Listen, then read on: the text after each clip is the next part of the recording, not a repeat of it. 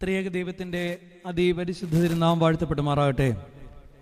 വന്നിരായിരിക്കുന്ന വൈദിക ശ്രേഷ്ഠരെ, മാതാപിതാക്കന്മാരെ, സഹോദരങ്ങളെ, ഒരിക്കൽ കൂടി പരിശുദ്ധമായ ദേവാലയത്തിൽ ഈ വലിയൊരു പ്രാർത്ഥനാ സംഗമത്തിലേക്ക് വരുവാൻ തക്കവണ്ണം ദൈവം ഇടയാക്കിയതിനെ ഓർത്ത് ആത്മാർത്ഥമായ നന്ദിയോടുകൂടി ദൈവത്തെ സ്തുതിക്കുന്നു. ഞാനിത് 3-ാം വട്ടമാണ് ഇവിടേക്ക് വരുന്നത്. ബഹുമാനപ്പെട്ട വികാരിയച്ഛൻ എന്നെ കഴിഞ്ഞ മാസവും വിളിച്ചിരുന്നു. പക്ഷേ അപ്രതീക്ഷിതമായൊരു സാഹചര്യം വന്ന് ഞാൻ മാറ്റിവെച്ചു. എന്നാൽ ഇന്നലെ വൈകിട്ടാണ് ഞാൻ വീണ്ടും ഇത് ഓർത്ത്. ഞാൻ മറന്നുപോയി, സത്യം പറഞ്ഞു. ഒരു 2 ആഴ്ച കൊണ്ട് ശാരീരികമായ ചില പ്രതിസന്ധികളുണ്ടായി. കഴിഞ്ഞ 2 ദിവസമായിട്ട് എൻ്റെ കാഴ്ച പെട്ടെന്ന് നഷ്ടമാകുക. നിപ്പി കണ്ണ് കാണാം, ബ്ലേഡായിപ്പോവും. അപ്പോൾ ഈ വെട്ടവും വെളിച്ചമൊക്കെ കണ്ടപ്പോൾ എനിക്ക് ആകെപ്പാടെ ഒരു വെപ്രാളവും എൻ്റെ മനസ്സിലുണ്ട്. എങ്കിലും ആ ദൈവത്തിൽ ശരണപ്പെട്ട് ഈ അഭയം എന്ന വാക്കിന് ഒരർത്ഥമുണ്ട്. നമ്മുടെ വിചാരം ശരണമെന്നാണ്, അല്ലേ, മലയാളത്തിൽ ഒരർത്ഥം കൽപ്പിക്കുന്നത്. എന്നാൽ അഭയം എന്ന ഒരു വാക്കിന് മറ്റൊരർത്ഥമുള്ളത് ഭയം ഇല്ലായ്മ ചെയ്യുന്നതെന്നാണ്, അല്ലേ? ഭയം ഇല്ലായ്മ ചെയ്യുന്ന ഒരു കൂട്ടത്തിലേക്കാണ് നമ്മളെല്ലാവരും ഇന്ന് വന്നിരിക്കുന്നത്. ആമുഖമായിട്ട് ഞാനൊരു ചെറിയ കഥ പറയാം. ആള് മഴ കാരണം ഇന്ന് കുറഞ്ഞു പോയെന്നവർ. ഇപ്പോഴാണ് വലിയ മതപീഡനമൊക്കെ ഉണ്ടായ. അപ്പോൾ കേരളത്തിലെ അവസ്ഥ എന്തായിരിക്കും? നല്ല ചതച്ചുകുത്തി ഒരു മഴ പെയ്തപ്പോൾ ആള് കുറഞ്ഞെങ്കിൽ നല്ലൊരു മതപീഡനം ഉണ്ടായാൽ ഈ സഭയിൽ എത്ര പേര് കാണും? അപ്പം ഇതൊരു നല്ലൊരു പരിശോധനയാണ്. ഒരിക്കൽ ഒരു കൊച്ചച്ഛനൊരു പള്ളി കിട്ടി. അപ്പം ഈ ഞങ്ങളൊക്കെ സെമിനാരിൽ നിന്ന് പഠിച്ചിറങ്ങുമ്പോൾ ഭയങ്കര ആവേശമാണ് ഞങ്ങൾക്ക്. അപ്പം അച്ഛൻ ചെന്ന പള്ളിയിൽ വിചാരിച്ചു നല്ലൊരു പേര് സമ്പാദിക്കണം, മുൻ വികാരിമാരെ ഒക്കെ ഒന്ന് പൊട്ടിക്കണം. അച്ഛൻ വിചാരിച്ചു ആദ്യത്തെ ആഴ്ച തന്നെ എല്ലാ വീടും ഞാൻ സന്ദർശനം നടത്തും. അച്ഛൻ അങ്ങനെ വെപ്രാളപ്പെട്ട് ഓടി നടന്ന് വീട് കയറാൻ തുടങ്ങി. ഇപ്പോഴാണ് ആ ഇടവകയിൽ ഒറ്റയ്ക്ക് താമസിക്കുന്ന ഒരു അമ്മച്ചിയുണ്ട്. അപ്പം അച്ഛൻ വിചാരിച്ചു അമ്മച്ചിയുടെ വീട്ടിലോട്ട് ഒന്ന് പോയി അമ്മച്ചി ആദ്യം കണ്ടേക്കാം. കൊച്ചച്ഛൻ ഓടിക്കതച്ച് അമ്മച്ചിയുടെ വീട്ടിലോട്ട് പെട്ടെന്ന് കയറി ചെന്നു, പറയാതെ കയറി ചെന്നു. അമ്മച്ചിക്ക് ആകെപ്പാടെ പരിഭ്രമമായി. കാരണം അമ്മച്ചിക്കൊരു നിർബന്ധമുണ്ട്, വീട്ടിൽ ആര് വൈദികർ വന്നാലും എന്തെങ്കിലും ഭക്ഷണം കഴിക്കാൻ കൊടുത്തിട്ടേ വിടാവുള്ളൂ. അമ്മച്ചി വെപ്രാളപ്പെട്ട് അടുക്കളയിൽ ചെന്നിട്ട് നോക്കിയിട്ട് പ്രത്യേകിച്ച് ഒന്നും തന്നെ അച്ഛന് കൊടുക്കാൻ അവിടെയില്ല. നോക്കിയപ്പോഴാണ് അമ്മച്ചിയുടെ സ്ഥിരം ഒരു ഐറ്റം ഉണ്ട്, 3 അവലോസുണ്ട് ഒരു കുപ്പി കിടക്കുന്നു. ഞങ്ങൾ വടക്കോട്ടുള്ളവർ പറയുന്നത് മാവുണ്ടേന്നാണ്. വടക്കോട്ടുള്ളവരുടെ അവലോസുണ്ട് എറിഞ്ഞാൽ പോലും പൊട്ടുകയില്ല, അത്രയ്ക്ക് കട്ടിയാ. അപ്പോൾ ഈ വടക്കത്തെ അമ്മച്ചി എന്ത് ചെയ്തു? ഈ 3 അവലോസുണ്ട് വളരെ വൃത്തിയുള്ളൊരു പാത്രത്തിൽ കൊണ്ടുവന്ന് വികാരിയച്ഛൻ്റെ മുൻപിൽ വെച്ചു. അച്ഛൻ വിചാരിച്ചു അമ്മച്ചി വളരെ സ്നേഹത്തോടു കൂടി തന്നതല്ലേ, എങ്ങനെയാ കഴിക്കാതിരിക്കുക? അച്ഛൻ ഒരെണ്ണം എടുത്ത് വായിലിട്ടു. പക്ഷേ അവലോസുണ്ട പൊട്ടുന്നില്ല. അച്ഛൻ ഇടത്തെ കവിളിലും വലത്തെ കവിളിലും മാറി മാറി ഇട്ട് നോക്കി, പക്ഷെ അവലോസുണ്ട പൊട്ടുന്നില്ല. അച്ഛൻ കവളിലിട്ട് ഉമിനീരിലിട്ട് ഇച്ചിരി അലിയിപ്പിച്ചിട്ടൊന്ന് പൊട്ടിക്കാൻ നോക്കി, പക്ഷെ അവലോസുണ്ട. അച്ഛൻ്റെ മരണപ്രാളം കണ്ട് അമ്മച്ചി പറഞ്ഞു, പൊന്നച്ചാ, കൊച്ചച്ചാ, പൊട്ടുന്നില്ല, ഒരു കാര്യം ചെയ്തേര്, ഈ എടുത്തെടുത്ത് തന്നെ തിരിച്ച് മുൻവികാരിമാരും ഇത് തന്നെയാണ് ചെയ്തത്.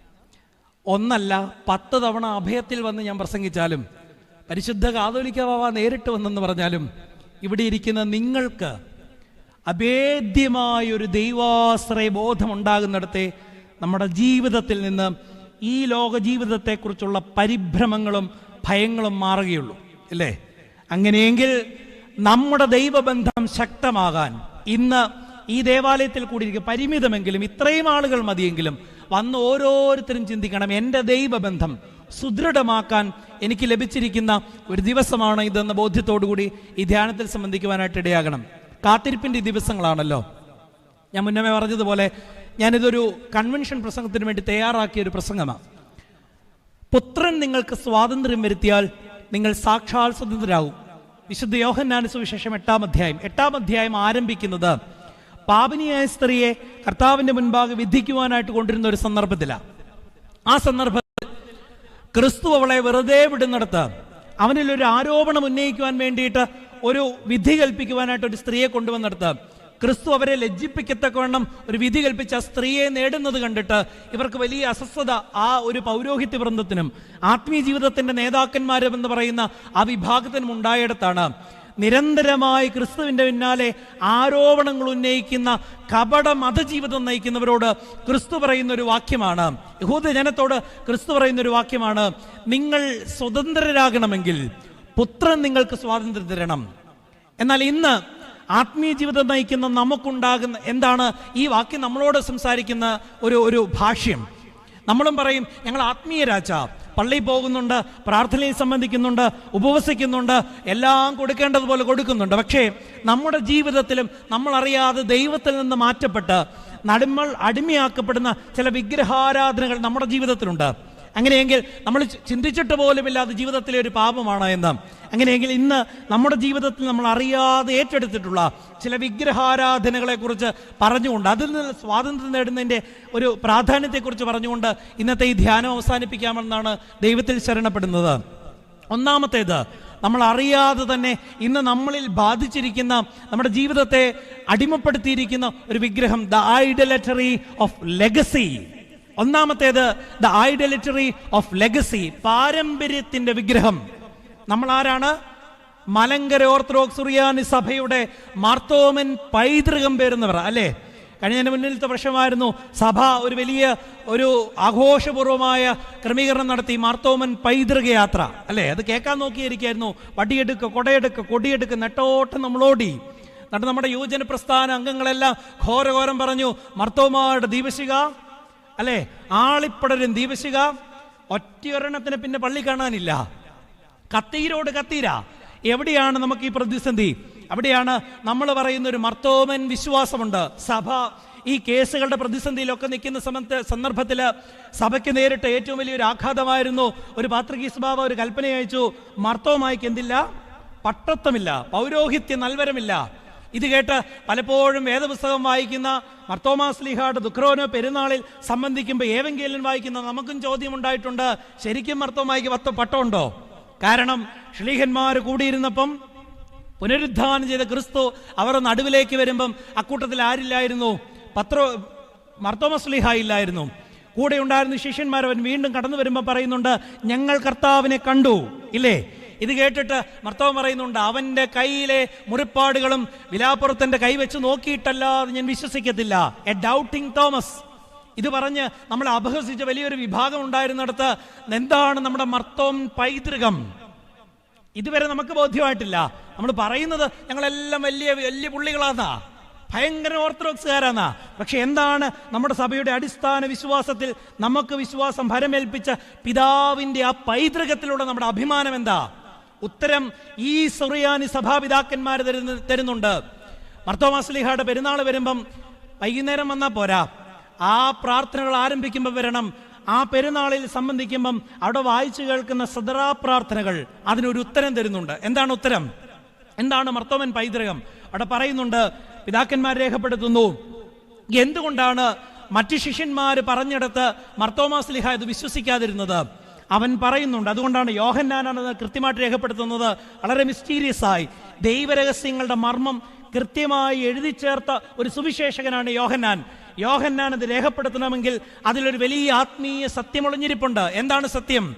പുനരുദ്ധാനം ചെയ്ത് ക്രിസ്തുവിലുള്ള വിശ്വാസത്തെ പലരും അസ്ഥിരപ്പെടുത്തുവാൻ ശ്രമിക്കുന്നിടത്ത്, അല്ലെങ്കിൽ ജ്ഞാനവാദം എന്ന് പറയുന്ന ഒരു വേദവിപരീതം ശക്തമാകുന്നിടത്ത്, ഒരു തോന്നൽവാദം ശക്തമാകുന്നിടത്താണ് തോമാസ്ലീഹ പറഞ്ഞു, അവന്റെ വിലാപ്പുറത്തിന്റെ കൈവച്ച് നോക്കണം. എന്നിട്ട് അത് പിതാക്കന്മാര് കൃത്യമായി രേഖപ്പെടുത്തുന്ന ഇങ്ങനെയാണ്, തന്റെ വിശ്വാസത്തെ മറ്റുള്ളവരുടെ വാക്കിന്റെ മേൽ ഉറപ്പിക്കാതിരിക്കാൻ, സ്ഥാപിക്കാതിരിക്കാൻ, മറ്റുള്ളവർ പറഞ്ഞതിനെ സാക്ഷിച്ചതിനെ അവൻ വിശ്വസിച്ചതുമില്ല. അവൻ പറഞ്ഞു, എന്റെ പുനരുദ്ധാനം ചെയ്ത കർത്താവിനെ എന്റെ കണ്ണുകൊണ്ട് എനിക്ക് കാണണം. ദൈവാനുഭവം എങ്ങനെയായിരിക്കണമെന്ന് കൃത്യമായി പഠിപ്പിച്ചൊരു പിതാവിന്റെ ചരിത്രം, ഒരു പൈതൃകം നമുക്കുണ്ട്. എൻ്റെ ആത്മബലത്തിൽ നിന്ന്, ഞാൻ എൻ്റെ ദൈവിക ദർശനത്തിൽ നിന്ന് കണ്ടെത്തുന്ന എൻ്റെ ഒരു ദൈവാനുഭവം, ഇത് നമുക്കുണ്ടായിട്ടുണ്ടോ?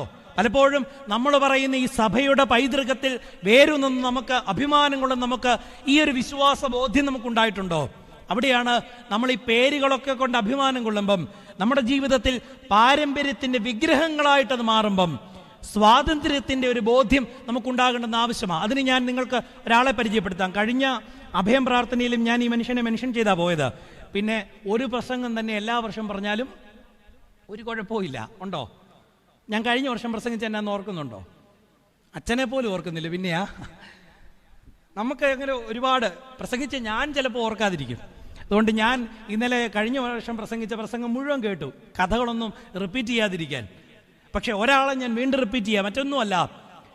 എല്ലാ വർഷവും ഞാൻ വടക്കൻ ഭദ്രാസനങ്ങളിൽ ശുശ്രൂഷിക്കുന്ന ഒരു വൈദികനാണ്. അവിടെ മനോഹരമായൊരു ക്രമീകരണമുണ്ട്. അവരെല്ലാ വർഷവും വീട് കൂദാശ നടത്തും. തെക്കോട്ട് അത്രയും അങ്ങോട്ട് കണ്ടിട്ടില്ല. ഞാൻ കോട്ടയംകാരനാ, കോട്ടയത്തൊന്നും ചെയ്തില്ല. കാരണം എന്താണെന്ന് വെച്ചാൽ എല്ലാ വർഷവും ചെയ്ത അച്ഛന്മാർക്ക് എല്ലാ വർഷവും നമുക്കത് വണ്ടേ വലിയ താല്പര്യമില്ലാത്ത, കൊടുത്താൽ പിന്നെ 10 സോഷ്യൽ മീഡിയ നമ്മളത് കൊടുക്കുകയും ചെയ്യും. വടക്കോട്ട് പിന്നെ അങ്ങനെ ഒരു ശീലമില്ലാത്തതുകൊണ്ട് എല്ലാ വർഷവും നടത്തും. അവർ നടത്തും. മനോഹരമായൊരു ക്രമീകരണം കൂടിയുണ്ട്. വെള്ളം വാഴ്ത്തി അത് ശുദ്ധീകരിക്കാൻ വെള്ളത്തോടൊപ്പം ഒന്നെങ്കിൽ കളഭം ചാലിച്ചു വെക്കും, അല്ലെങ്കിൽ കുന്തിരിക്കം അരച്ചു വെക്കും. റൂഷ്മ ചെയ്യുന്നത്, കട്ടളപ്പടിയിൽ പുരോഹിതൻ റൂഷ്മ ചെയ്യുന്നത് ഈ കളഭം കൊണ്ടാണ്. അതിൻ്റെ അർത്ഥം അത് ഒരു വർഷം മുഴുവൻ ആ കട്ടളപ്പടിയിൽ ഇങ്ങനെ തെളിഞ്ഞ സ്ലീബ കാണും. മനോഹരമായൊരു കാഴ്ചയാണ്. അതൊരു സുറിയാനി ക്രിസ്ത്യാനിയുടെ വീടാണെന്നുള്ളതിൻ്റെ കൃത്യമായ എവിഡൻസാണ്. അത് മായുന്നതിന് മുമ്പ് പിറ്റേ വർഷം അവർ കൃത്യമായിട്ട് നിർവഹിക്കും.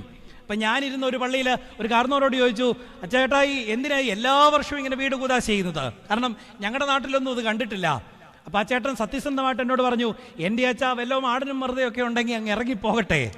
നമ്മുടെ ധാരണ ഏതാ? വീടെന്തിനാ കൂദാശ ചെയ്യുന്നത്? വീട് കൂദാശ ചെയ്യുന്നത് മാടനും മറുതയൊന്നും എങ്ങും പോകത്തില്ല.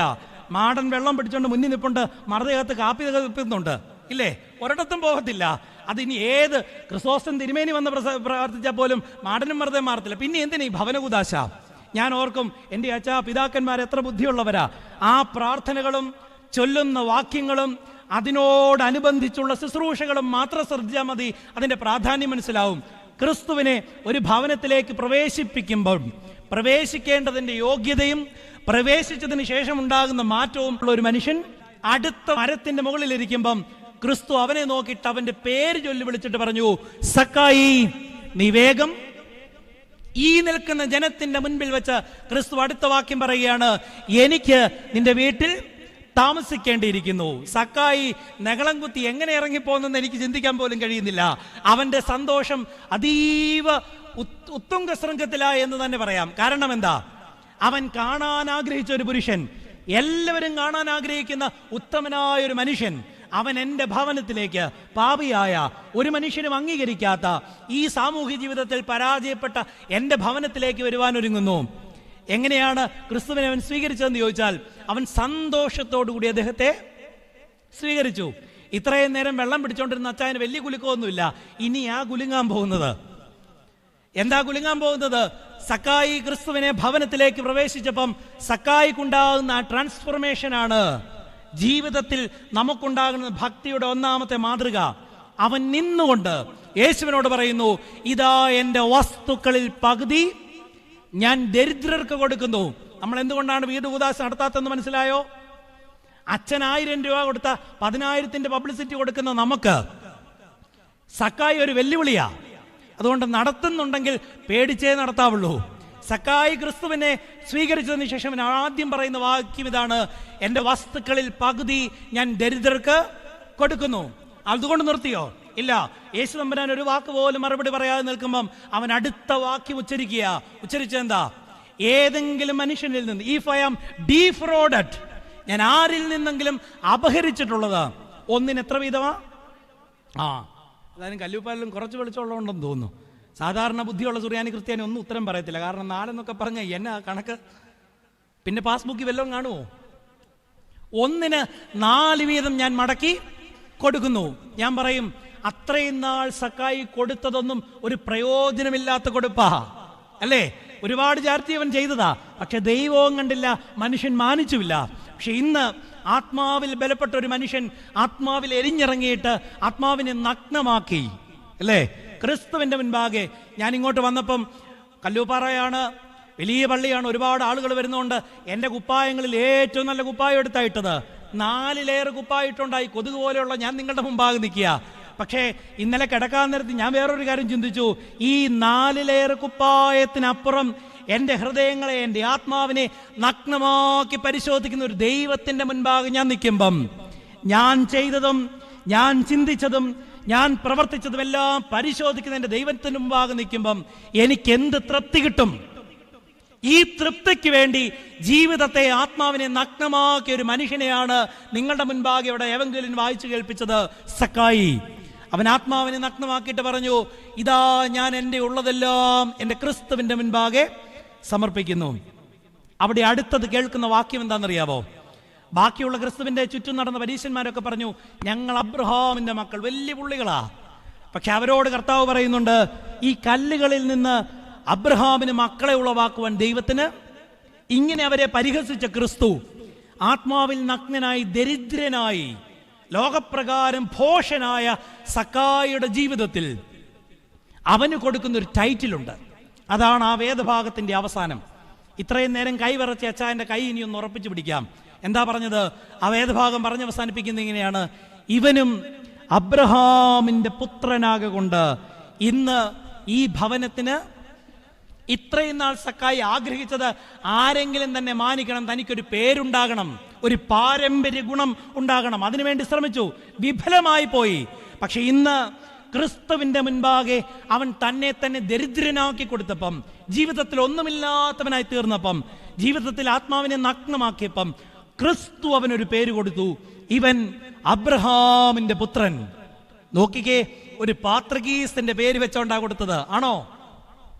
ഇവൻ അബ്രഹാമിന്റെ പുത്രൻ. ഇനി അബ്രഹാം ആരാ?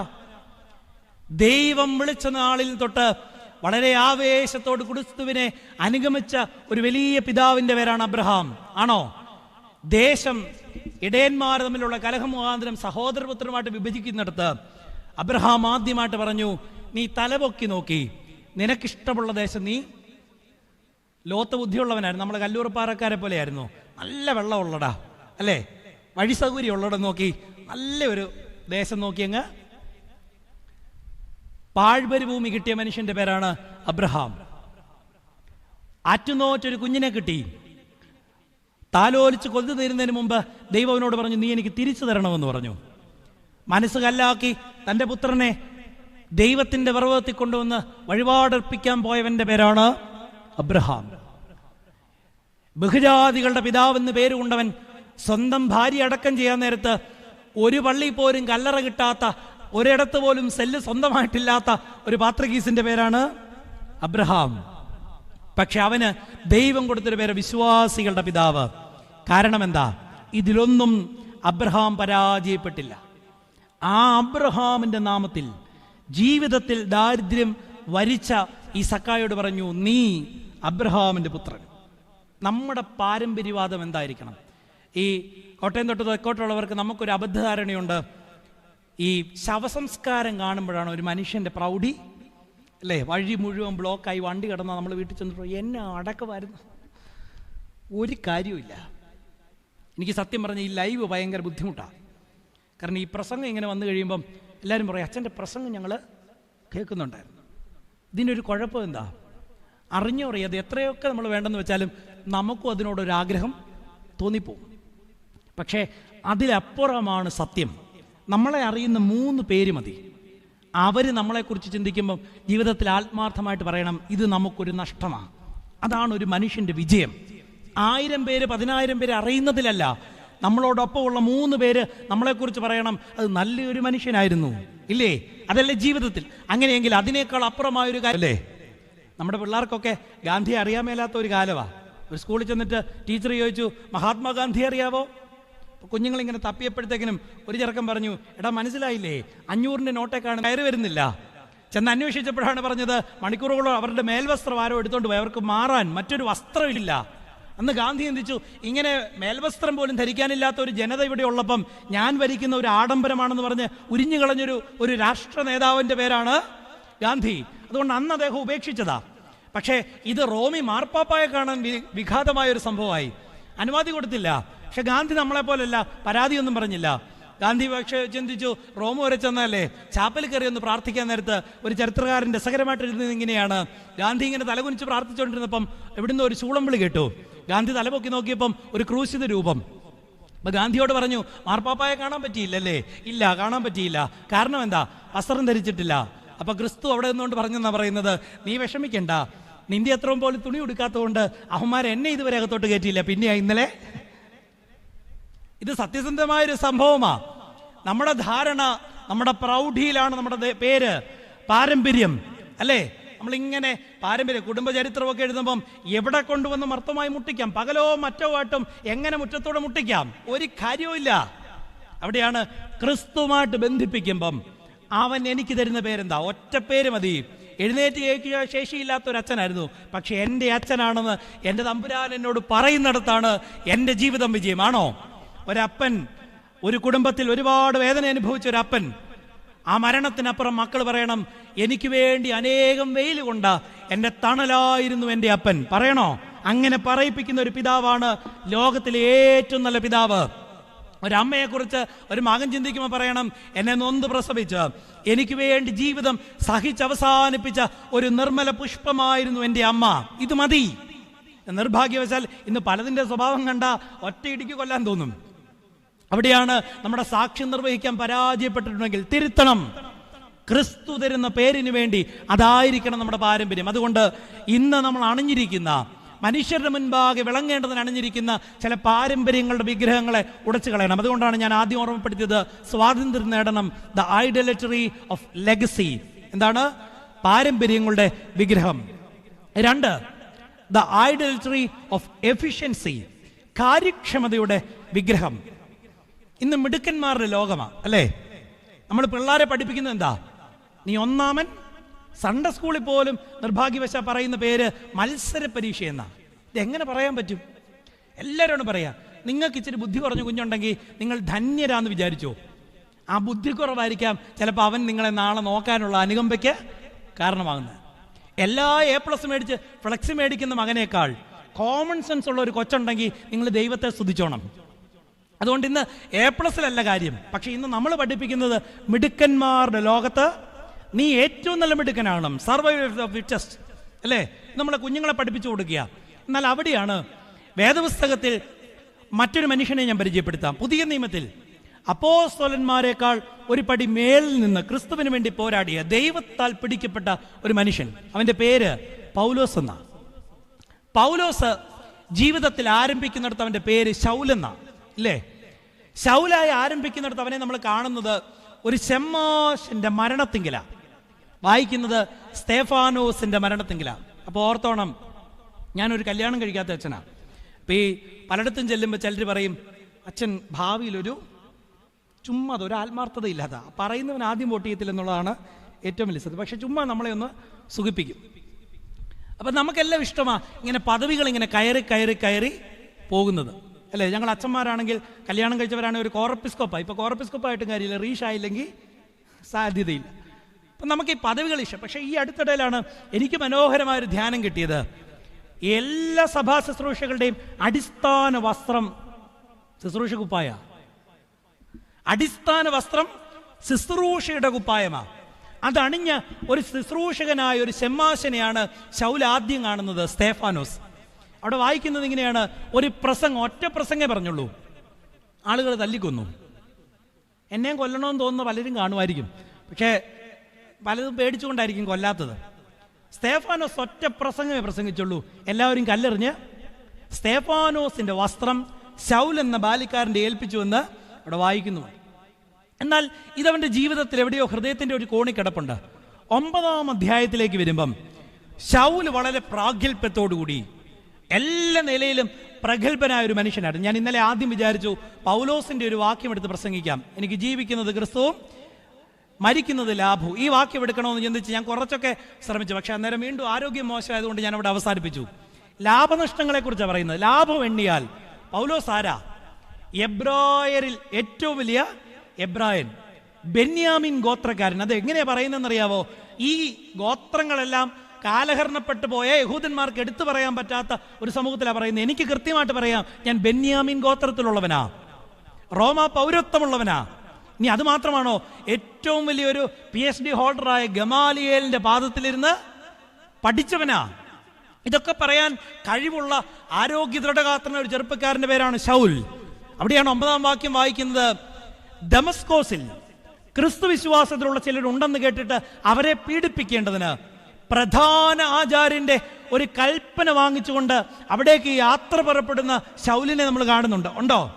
ലോകപ്രകാരം മിടുക്കനായ സമർത്ഥനായ ചെറുപ്പക്കാരൻ.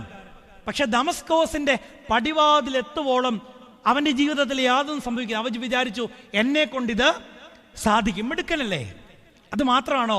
അധികാരപത്രം കയ്യിലുള്ളവനാ.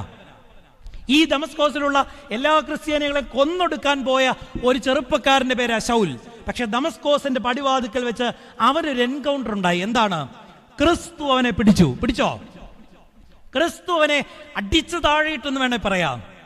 പിന്നീട് അവിടെ വായിക്കുന്ന ഇങ്ങനെയാണ്, അവൻ നിലത്ത് വീണു, അവന്റെ കണ്ണിന്റെ കാഴ്ച ഇല്ലാതെയായി. 3 ദിവസം ഒന്നും കാണാതെയും ഒന്നും തിന്നാതെയും ഒന്നും കുടിക്കാതെയും അവനിരുന്നു. ഒരു ദിവസമല്ല, 3 ദിവസം ഒന്നും കാണാതെയും ഒന്നും തിന്നാതെയും ഒന്നും കുടിക്കാതെയും അവനിരുന്നു. ആര്? ശൗൽ. ലോകപ്രകാരം മിടുക്കനായ, അധികാരമുള്ള, വിദ്യാഭ്യാസമുള്ള, ജ്ഞാനമുള്ള ഒരു ചെറുപ്പക്കാരനെ ദൈവം പിടിക്കുന്ന അനുഭവം നിങ്ങൾ നോക്കിക്കേ. ചിലരൊക്കെ എന്നെ വായിക്കോട്ട വിട്ട് കാണിക്കാൻ തുടങ്ങി. കാരണം എന്നാ?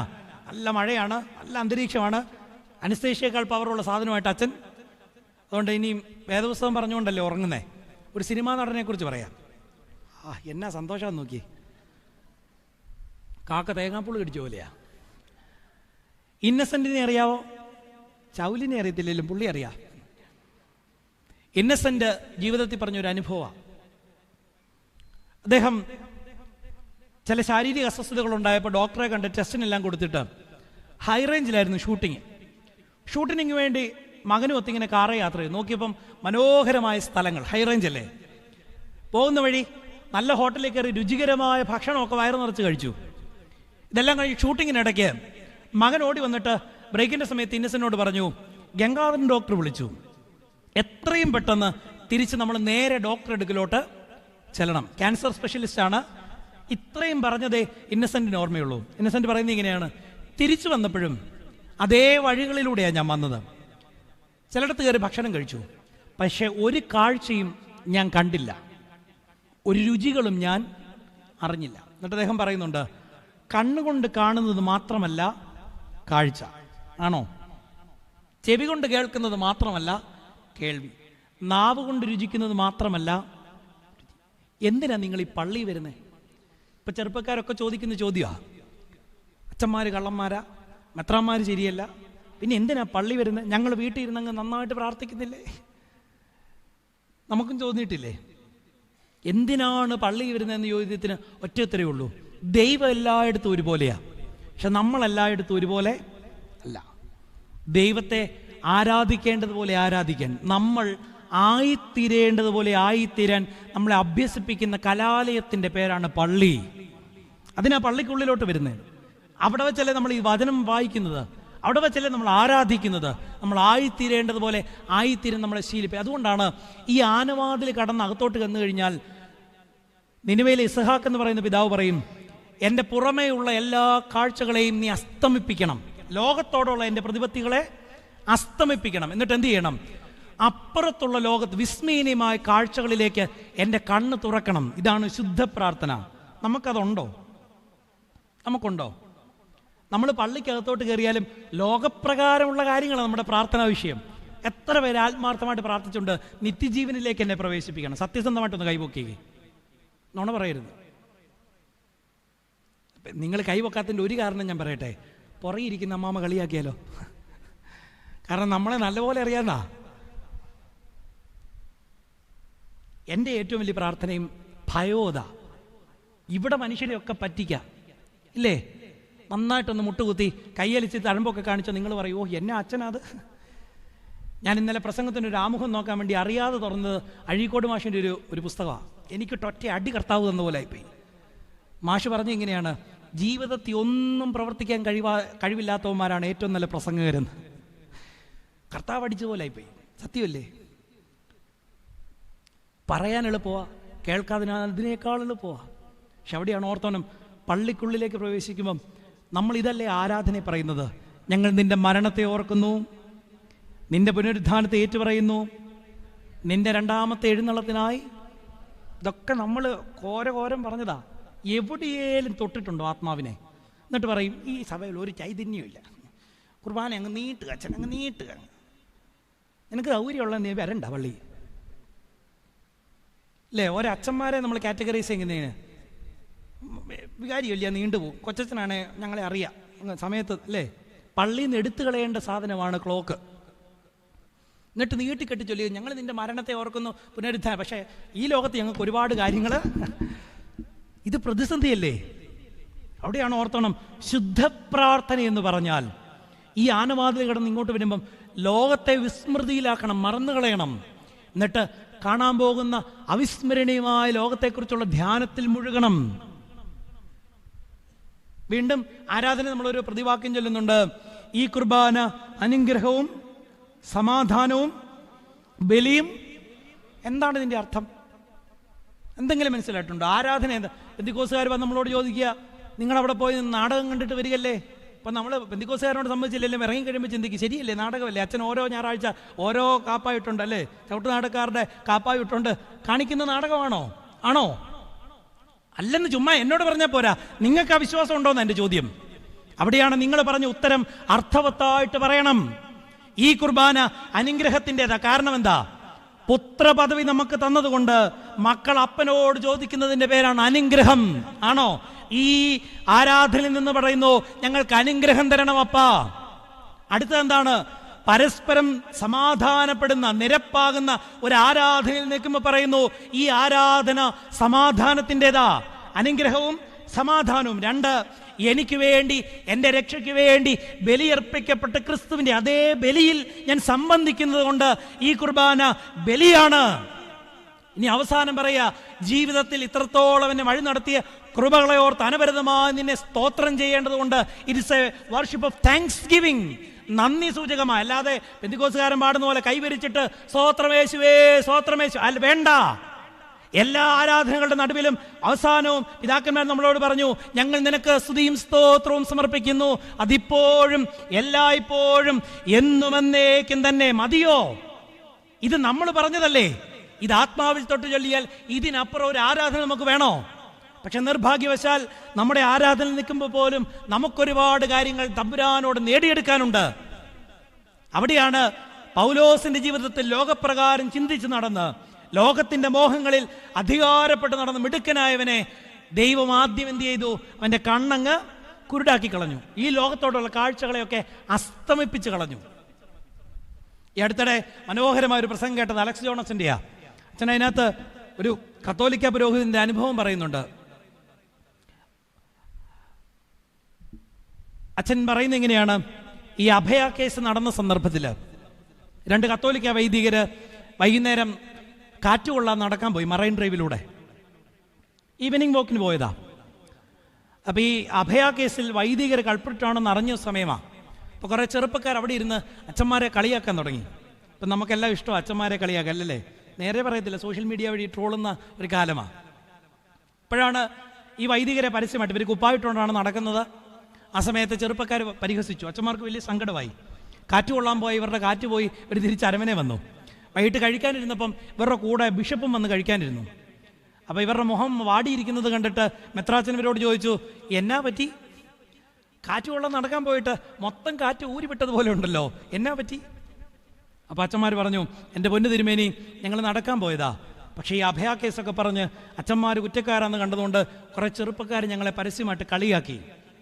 തിരുമേനി അവർക്ക് കൊടുത്താൽ ഉത്തരമുണ്ട്, നമുക്കും നമ്മുടെ മക്കൾക്കും ഒക്കെ പറഞ്ഞു കൊടുക്കാവുന്ന ഒരു ഉപദേശമാണ്. തിരുമേനി അവരോട് പറഞ്ഞു, അച്ഛാ, ലോകത്തിലെ എല്ലാ കാറ്റും നമുക്ക് കൊള്ളാനുള്ളതല്ല, ലോകത്തിലെ എല്ലാ കാഴ്ചയും നമുക്ക് കാണാനുള്ളത് അല്ല. ഇത് നമുക്ക് ബോധ്യപ്പെട്ടിട്ടുണ്ടോ? നമ്മുടെ ആളുകൾ ചിലർ പറയുന്നത് നോമ്പെടുക്കണമെന്ന് പറയുമ്പോൾ അങ്ങനെയാണ്, ഈ ലോകത്ത് ജീവിക്കുമ്പോൾ ഇവിടുത്തെ സുഖമൊക്കെ അറിഞ്ഞിട്ടല്ലേ അപ്പുറത്തൊരു ലോകം ഉണ്ടെന്നുള്ളതിനെ പറ്റി ചിന്തിക്കുക. അടുത്തിടയിൽ സന്യാസമൂഹത്തിന് ധ്യാനം എടുക്കാൻ പോയപ്പം ഒരു സിസ്റ്റർ എന്നോട് വന്ന് കരഞ്ഞു പറഞ്ഞു, എൻ്റെ അച്ഛാ, പ്രായമുള്ള മാനസിക നില തെറ്റിയ സ്ത്രീകളെ നോക്കുന്നുണ്ടോ? തെറി കേട്ട് കേട്ട് മടുത്തച്ഛ, ജീവിതം തന്നെ മടുത്തു. എന്നാ ചെയ്തു കൊടുത്തിട്ട് കാര്യമില്ല, ഇവളുമാർ ചീത്തയോട് ചീത്ത. എനിക്ക് തന്നെ എഴുന്നേറ്റിക്കാൻ ശേഷിയില്ല, പക്ഷേ ഇവർ വിളിക്കുന്ന ചീത്തയ്ക്ക് കയ്യും കണക്കുമില്ല. ഞാൻ സിസ്റ്ററെ ആശ്വസിപ്പിക്കാൻ വേണ്ടി പറഞ്ഞു, സിസ്റ്ററെ, നമ്മൾ അവർക്ക് ശുശ്രൂഷ ചെയ്യുന്നതെന്ന് വിചാരിക്കേണ്ട, അവർ മുഖാന്തരം ദൈവരാജ്യത്തിന് നമുക്ക് അവകാശം കിട്ടുന്നത് കൊണ്ട് അവരുടെ മുൻപാകെ എപ്പോഴും തലകുനിച്ച് നമ്മൾ നിൽക്കാൻ ബാധ്യസ്ഥരാ. നമുക്ക് ഈ ധാരണകളൊന്നുമില്ല. നമ്മുടെ ധാരണ എന്താണ്? ഈ ലോകത്തിലെ എല്ലാ സുഖങ്ങളും നമുക്ക് ആസ്വദിക്കാനുള്ളതല്ല. അവിടെയാണ് ഓർമ്മപ്പെടുത്തുന്നത്, ലോകത്തിലെ എല്ലാ കാഴ്ചയും നമുക്ക് കാണാനുള്ളതല്ല, എല്ലാ കാറ്റും നമുക്ക് കൊള്ളാനുള്ളതല്ല. ഇത് പഠിപ്പിക്കാൻ പൗലോസിനോട് പറഞ്ഞു, നീ 3 ദിവസം നിന്റെ കണ്ണിന്റെ കാഴ്ച പോകും. എൻ്റെയും കാഴ്ച പോയപ്പോൾ ഞാൻ ഇടയ്ക്കൊന്ന് ചിന്തിച്ചു, ഇത് പറയാൻ വേണ്ടിയിട്ടാണോ? 2, അവൻ ഒന്നും തിന്നുകയോ ഒന്നും കുടിക്കുകയോ ഒന്നും ആസ്വദിക്കുകയോ ചെയ്തില്ല. അവൻ 3 ദിവസം അന്ധതയിലായി. എന്തിനായിരിക്കാം ക്രിസ്തുവിൻ്റെ ജീവിതത്തെ അങ്ങനെ തൊട്ടത്? ഞാൻ പറയും, ആ അന്ധതയുടെ നടുവിൽ, ആ അന്ധകാരത്തിന് നടുവിൽ ക്രിസ്തു അവനൊരു ദർശനം കൊടുത്തു. നമ്മുടെ ജീവിതത്തിലും ചില വീഴ്ചകളൊക്കെ വരുമ്പോൾ നമ്മൾ വിചാരിക്കും ദൈവം നമ്മൾ നശിപ്പിക്കാനായിട്ട് കളഞ്ഞതാ. നമ്മൾ ചോദിച്ചിട്ടില്ലേ, എന്നാലും എന്നോട് ഈ ചതി അല്ല. ആ അന്ധകാരത്തിന് നടുവിൽ ഒരു നേർവെളിച്ചം പോലെ ദൈവം ഒരു ദർശനം തരും. ശൗലിന് ലഭിച്ച ദർശനം എന്തായിരുന്നു? ശൗലിനോട് ആദ്യം പറയുന്നത് ഇങ്ങനെയാണ്, നീ നശിപ്പിച്ച് മുടിക്കുവാൻ വന്ന ഈ ക്രിസ്ത്യാനികളുടെ നേതാവായ ഒരു മനുഷ്യനുണ്ട്. അവൻ്റെ പേര് പറയാമോ? ദമസ്കോസിലെ ക്രിസ്ത്യാനികളുടെ മൂപ്പൻ അനന്യാസ്. മമ്മ ഏതായാലും വേദോസമൊക്കെ വായിക്കുന്നുണ്ടെന്ന് തോന്നുന്നു. അനന്യാസിനെ ആയിരിക്കണം ശൗല് വന്നാൽ ആദ്യം കൊല്ലേണ്ടതാണോ? കല്ലൂപ്പാറക്കാരെ മതപീഠനത്തിൽ പിടിച്ചാൽ ആദ്യം തട്ടുകേണ്ട ആരെയാ? ഈ ഇരിക്കുന്ന വികാരി. എന്നിട്ടേ ബാക്കി ഇടവക്കാരെ കൊല്ലാൻ പറ്റത്തുള്ളൂ, ഇല്ലേ? അങ്ങനെയെങ്കിൽ ശൗൽ ആദ്യം കൊല്ലാൻ അന്വേഷിക്കുന്ന മനുഷ്യന്റെ പേരായിരുന്നു അനന്യാസ്. പക്ഷേ യേശു തമ്പുരാൻ അനന്യാസിനോട് പറഞ്ഞു, നീ അവന് പോയി സൗഖ്യം കൊടുക്കണം. അനന്യാസ് ചോദിക്കുന്നുണ്ട്, അയ്യോ അവൻ ആരാന്ന വിചാരം? അവൻ വരുന്നത് കേട്ട് അന്ന് തൊട്ട് ഉപവാസത്തിലിരിക്കുന്നത് ഞങ്ങള്, അവനോട് പോയി ഞാൻ എങ്ങനെ പഠിക്കാനാ? കർത്താവ് പറഞ്ഞു, ഞാൻ തിരഞ്ഞെടുത്തിരിക്കുന്ന ഒരു പാത്രമാകൊണ്ട് നീ പോകാ. എനിക്കതിനകത്ത് ഏറ്റവും ഇഷ്ടപ്പെട്ട ഒരു വേദഭാഗം എന്താണെന്നറിയാവോ? അനന്യാസ്, ശൗലി ദർശനത്തിൽ ഇത് കാണുന്നുണ്ട്, അനന്യാസ് എന്നൊരു പുരുഷൻ വരികയും തനിക്ക് സൗഖ്യം തരികയും ചെയ്യുന്നത്. പക്ഷേ ഞാൻ വായിക്കുമ്പോൾ എനിക്ക് കുളിര് കോടുന്നൊരു രംഗം ഇതാണ്. അനന്യാസ് വന്നിട്ട് പറയുന്നത് ഇങ്ങനെയാണ്, ശൗലേ സഹോദര, ക്രിസ്തു ബന്ധത്തിന്റെ അല്ലെങ്കിൽ ക്രിസ്തീയ കൂട്ടായ്മയിലേക്ക് പ്രവേശിക്കുമ്പം ഉണ്ടാകുന്ന ആദ്യത്തെ ജീവിതത്തിന്റെ ഒരു വലിയ അനുഗ്രഹം എന്താണെന്ന് ചോദിച്ചാൽ ഞാൻ പറയും, ഈ സഹോദര ബന്ധത്തിലേക്കുള്ള പ്രവേശനമാണോ? ശൗൽ ഇത്രയും നാൾ ശത്രുതയായി കണ്ട ഒരു മനുഷ്യൻ, അല്ലെങ്കിൽ എല്ലാവരും എതിരാണെന്ന് ചിന്തിച്ചെടുന്നിടത്ത് താൻ കൊല്ലാമെന്ന മനുഷ്യൻ തൻ്റെ മുമ്പിൽ വന്നിട്ട് വിളിക്കുകയാണ്, ശൗലേ സഹോദര. ഓർത്ത് നോക്കിക്കേ. അതുകൊണ്ടാണ് പ്രഭാഷകന്റെ പുസ്തകത്തിൽ ഒരു വാക്യം പറയുന്നുണ്ട്, നിങ്ങളുടെ ശത്രുക്കളെ നേടാനുള്ള ഏറ്റവും വലിയ ആയുധം അവനെ സ്നേഹിക്കുക, അവനെ സ്നേഹിക്കുക. അങ്ങനെയെങ്കിൽ ശൗലിന്റെ ജീവിതത്തിലേക്ക് മിടുക്കനായിരുന്നവന്റെ എല്ലാ മിടുക്കളും അസ്തമിപ്പിച്ച ഒരു ദിവസമായിരുന്നു അത്. അവന്റെ കണ്ണിന് കാഴ്ച കിട്ടി. ശൗല് മാനസാന്തരപ്പെട്ടു. പിന്നീട് അവനെക്കുറിച്ച് പറയുന്നത് എന്താണ്? അവൻ പൗലോസായി. പിന്നീട് പൗലോസ് പറയുന്ന ഏറ്റവും ശക്തമായൊരു വാക്യം, ഞാൻ മിടുക്കനാണെന്നല്ല, എന്നെ ശക്തനാക്കുന്ന മുഖാന്തരം ഞാൻ സകലത്തിലും മതിയായവനാണ്. ഞാൻ എൻ്റെ ഡിഗ്രി കാലത്ത് പഠിക്കുമ്പം കോട്ടയത്ത് ഈവാനൂസ് തിരുമേനിയുടെ ദേറായി പോകുമായിരുന്നു. തിരുമേനി സഭയിൽ പ്രാവർത്തികമാക്കിയ ഒരു കാര്യമാണ് യേശുനാമ പ്രാർത്ഥന, ജീസസ് പ്രയർ. അതായത് ആവർത്തിച്ച് പ്രാർത്ഥനകൾ ഇങ്ങനെ ഉരുക്കിട്ടുകൊണ്ടിരിക്കും. പല പ്രാർത്ഥനകൾ, അതിൽ ഏറ്റവും പ്രധാനപ്പെട്ടത് കുറിയേലായുസോൻ എന്നതാണ്. അത് 50 വട്ടം ഇങ്ങനെ കൊന്ത പോലെ ചൊല്ലണം, ആവർത്തിച്ച്. അത് കഴിഞ്ഞ് വീണ്ടും കുറേ പ്രാർത്ഥനകളുണ്ട്, എല്ലാ യാമങ്ങളിലും ചൊല്ലാം. അതിലൊരു പ്രാർത്ഥന പിതാവ് ക്രമീകരിച്ചത് ഇങ്ങനെയാണ്, എന്നെ ശക്തനാക്കുന്ന മുഖാന്തരം ഞാൻ സകലത്തിലും മതിയാവനാകുന്നു, പാപിയായ എന്നോട് കരുണ. ഇത് നിങ്ങൾക്കും ചൊല്ലാം. നിങ്ങൾ വീട്ടിൽ ബീൻസ് അരിയുമ്പം ഇനി അരിയുന്നതിൻ്റെ വിരസത അരസാൻ വേണ്ടിയിട്ട് നിങ്ങൾ അന്നേരം ആനീസ് കിച്ചൻ വെച്ചോണ്ടിരിക്കരുത്. അന്നേരം ചൊല്ലണം, എന്നെ ശക്തനാക്കുന്ന മുഖാന്തരം ഞാൻ സകലത്തിലും മതിയായവനാണ്. ഞാൻ മിടുക്കനാണെന്നും ലോകത്തിൻ്റെ എല്ലാ ജ്ഞാനവും എല്ലാ സമൃദ്ധിയും എനിക്കുണ്ടെന്ന് പറഞ്ഞ അധികാരപത്രമുള്ള ഒരു മനുഷ്യൻ ആദ്യമായിട്ട് പറയുക, ഞാൻ എളിയവനാ, ഞാൻ കുറഞ്ഞവനാ, ലോകത്തിൻ്റെ മിടുക്കല്ല, ദൈവത്തിൻ്റെ ശക്തിയാണ് പ്രധാനം. ഇത് നമ്മെ ബോധ്യപ്പെടുത്തേണ്ടുന്ന ഒരു വലിയ കാര്യമാണ്. ഇന്ന് ജാടകളുടെ ലോകമാണ്, അല്ലേ? എവിടെയെങ്കിലും ഒരു സ്ഥാനം നമുക്ക് കിട്ടണം, ഒരു ബാഡ്ജ് നമുക്ക് കിട്ടണം. പെരുന്നാൾ എടുക്കുമ്പം എന്തെങ്കിലും ഒരു ചുമതല നമുക്ക് കിട്ടണം. വനിതാ സമാജാരക്കാരാണെങ്കിൽ ഒരുമിച്ചുള്ള സാരി എടുക്കും, അല്ലേ? യുവനപ്രസ്ഥാനക്കാരാണെങ്കിൽ ഒരുമിച്ചുള്ള ടീഷർട്ട് അടിക്കും. ഒന്നും കുഴപ്പമൊന്നുമില്ല. പക്ഷെ അതിൽ പോലും നമുക്ക് എന്തുണ്ടാകാം? അധികാരത്തിന് വേണ്ടിയിട്ടുള്ള, ജാടകൾക്ക് വേണ്ടിയിട്ടുള്ള, ആളുകളെ ശ്രദ്ധിക്കണമെന്നുള്ള ആഗ്രഹം ഉണ്ടാകാം. മർത്തോമായിലെ കാലം ചെയ്ത് ക്രിസ്തോസം തിരുമേനി രസകരമായ ഒരു കഥയുണ്ട്. ഒരിക്കൽ തിരുമേനി ഇരുന്ന പള്ളിയിലോ മറ്റോ ഒരു തെങ്ങ് കയറാൻ ഒരുത്തം വന്നു. തെങ്ങ് കയറാൻ വന്നവൻ തെങ്ങേ നലച്ചും തല്ലി താഴെ വീണു. അപ്പം നമ്മൾ പറയും, പള്ളി വന്ന അച്ഛന് ജാട, ആശുപത്രിയിൽ ചെന്ന ഡോക്ടർക്ക് ജാട, സ്കൂളിൽ ചെന്ന ടീച്ചർക്ക് ജാട, എവിടെ ചെന്നാലും ജാടയാ. അപ്പോൾ ഈ തെങ്ങേന്ന് താഴെ വീണ ഈ തെങ്ങേറ്റക്കാരൻ്റെ കയ്യും കാലും ഒടിഞ്ഞു. ഇയാളെ കൊണ്ട് ഓടി ആശുപത്രിയിൽ ചെന്ന് കാഷ്വാലിറ്റിയിലോട്ട് ചെന്നു. ഒരു ദേഷ്യക്കാരൻ ജാടയുള്ള ഡോക്ടറാണ്. അയാൾ ഇയാളെ കണ്ട ഉടനെ തിരുമേനിയോട് എടുത്തു പോയി ദേഷ്യപ്പെട്ട് ചോദിച്ചു, ഇപ്പോഴാണോ കൊണ്ടിരുന്നതെന്ന് ചോദിച്ചു. അപ്പോൾ തിരുമേനി അയാളോട് ഒരു ശങ്കയും കൂടാതെ പറഞ്ഞു, എൻ്റെ പൊന്നു ഡോക്ടറെ, തെങ്ങേനൊന്ന് വീണ് കിട്ടിയാലല്ലേ കൊണ്ടുവരാൻ പറ്റൂ. ജാടകളുടെ ഈ ലോകത്ത്, മിടുക്കന്മാരുടെ ഈ ലോകത്ത് ക്രിസ്തു വിശ്വാസം നമ്മളെ മറ്റൊരു ഓൾട്ടർനേറ്റീവും കൂടെ പഠിപ്പിക്കുന്നുണ്ട്. ചിലയിടത്ത് പറയണം, എൻ്റെ മിടുക്കുകളൊക്കെ ചിലയിടങ്ങളിൽ വ്യർത്ഥമാവും. അത് സമ്മതിച്ചു കൊടുക്കുന്ന ഒരു സ്ഥലമാണ് പള്ളി. കുടുംബജീവിതത്തിലും സഭാജീവിതത്തിലും സാമൂഹ്യ ജീവിതത്തിലുമൊക്കെ ഇങ്ങനെയുള്ള ചില ഭാവങ്ങൾ നമുക്കുണ്ടാകണം. അതുകൊണ്ട് രണ്ടാമത് ഉടച്ചു കളയണമെന്ന ഒരു വിഗ്രഹം, ദ ഐഡലറ്ററി ഓഫ് എഫിഷ്യൻസി, കാര്യക്ഷമതയുടെ വിഗ്രഹം. മൂന്നാമതൊരു കാര്യം കൂടെ പറഞ്ഞുകൊണ്ട് ഞാൻ അവസാനിപ്പിക്കാം. ദ ഐഡലറ്ററി ഓഫ് മണി, സമ്പത്തിൻ്റെ വിഗ്രഹം. അപ്പം നിങ്ങൾ എടുത്തതായി മനസ്സിൽ ചിന്തിച്ച് കാണും, പൈസ ഇല്ലാതെ ജീവിക്കാൻ പറ്റുമോ? പൈസ ഇല്ലാതെ ജീവിക്കാൻ പറ്റത്തില്ല. പക്ഷെ ആ ധനത്തിൻ്റെ നടുവിൽ എങ്ങനെ ജീവിക്കണമെന്ന് കൃത്യമായി പഠിപ്പിച്ച ഒരു പിതാവ് നടത്തിയ ഒരു ഭദ്രാസനത്തിലെ വെല്ലുവിളിയായത്. ആരാ? ഒസ്താത്യോസ് തിരുമേനി. മറക്കരുത് പേര് കേട്ടോ. തിരുമേനിയുടെ ആത്മകഥയുടെ പേരെന്ന് പറയാമോ? നാണക്കേടാ കേട്ടോ, വലിയ പുള്ളികളാ. ഏതായാലും തിരുമേനി ചേച്ചി അനുഗ്രഹിക്കട്ടെ. ഈ നിരണത്തെ വലിയ പുള്ളികളാന്ന് കൊമ്പ് കുലുക്കി നടന്നിട്ടൊന്നും കാര്യമില്ല കേട്ടോ. ആ പിതാവിനെയൊക്കെ ഇത്ര പെട്ടെന്ന് മറന്നുപോയാൽ ഇത്രയ്ക്ക് നന്ദിയില്ലാത്ത ജനമായി നമ്മൾ മാറിപ്പോകും കേട്ടോ. അതുകൊണ്ട് അതൊക്കെ പിള്ളേരെ പഠിപ്പിക്കണം, കൃത്യമായിട്ട് പഠിപ്പിക്കണം. അങ്ങനെ ജീവിതമുള്ള പിതാക്കന്മാർ കുറഞ്ഞു വരുന്നിടത്ത് ആ പിതാവിനെ കണ്ടെന്നുള്ളതാ ഒരു അനുഗ്രഹം അല്ലേ. എങ്ങനെയെങ്കിലും മറന്നു പോകരുത്. അത് കർത്താവാകുന്നു എന്ന് പഠിപ്പിച്ചൊരു പിതാവാ. അദ്ദേഹം പറഞ്ഞു, ധനം പാപമല്ല ആണോ, പക്ഷെ ദരിദ്രരുടെ നടുവിൽ ഞാൻ മാത്രം ധനവാനായിരിക്കുന്നത് പാപമാ. അങ്ങനെയെങ്കിൽ എന്താണ് ക്രിസ്തീയതയിൽ ഉടച്ചു കളയേണ്ടത്? വിഗ്രഹമായ ധനം.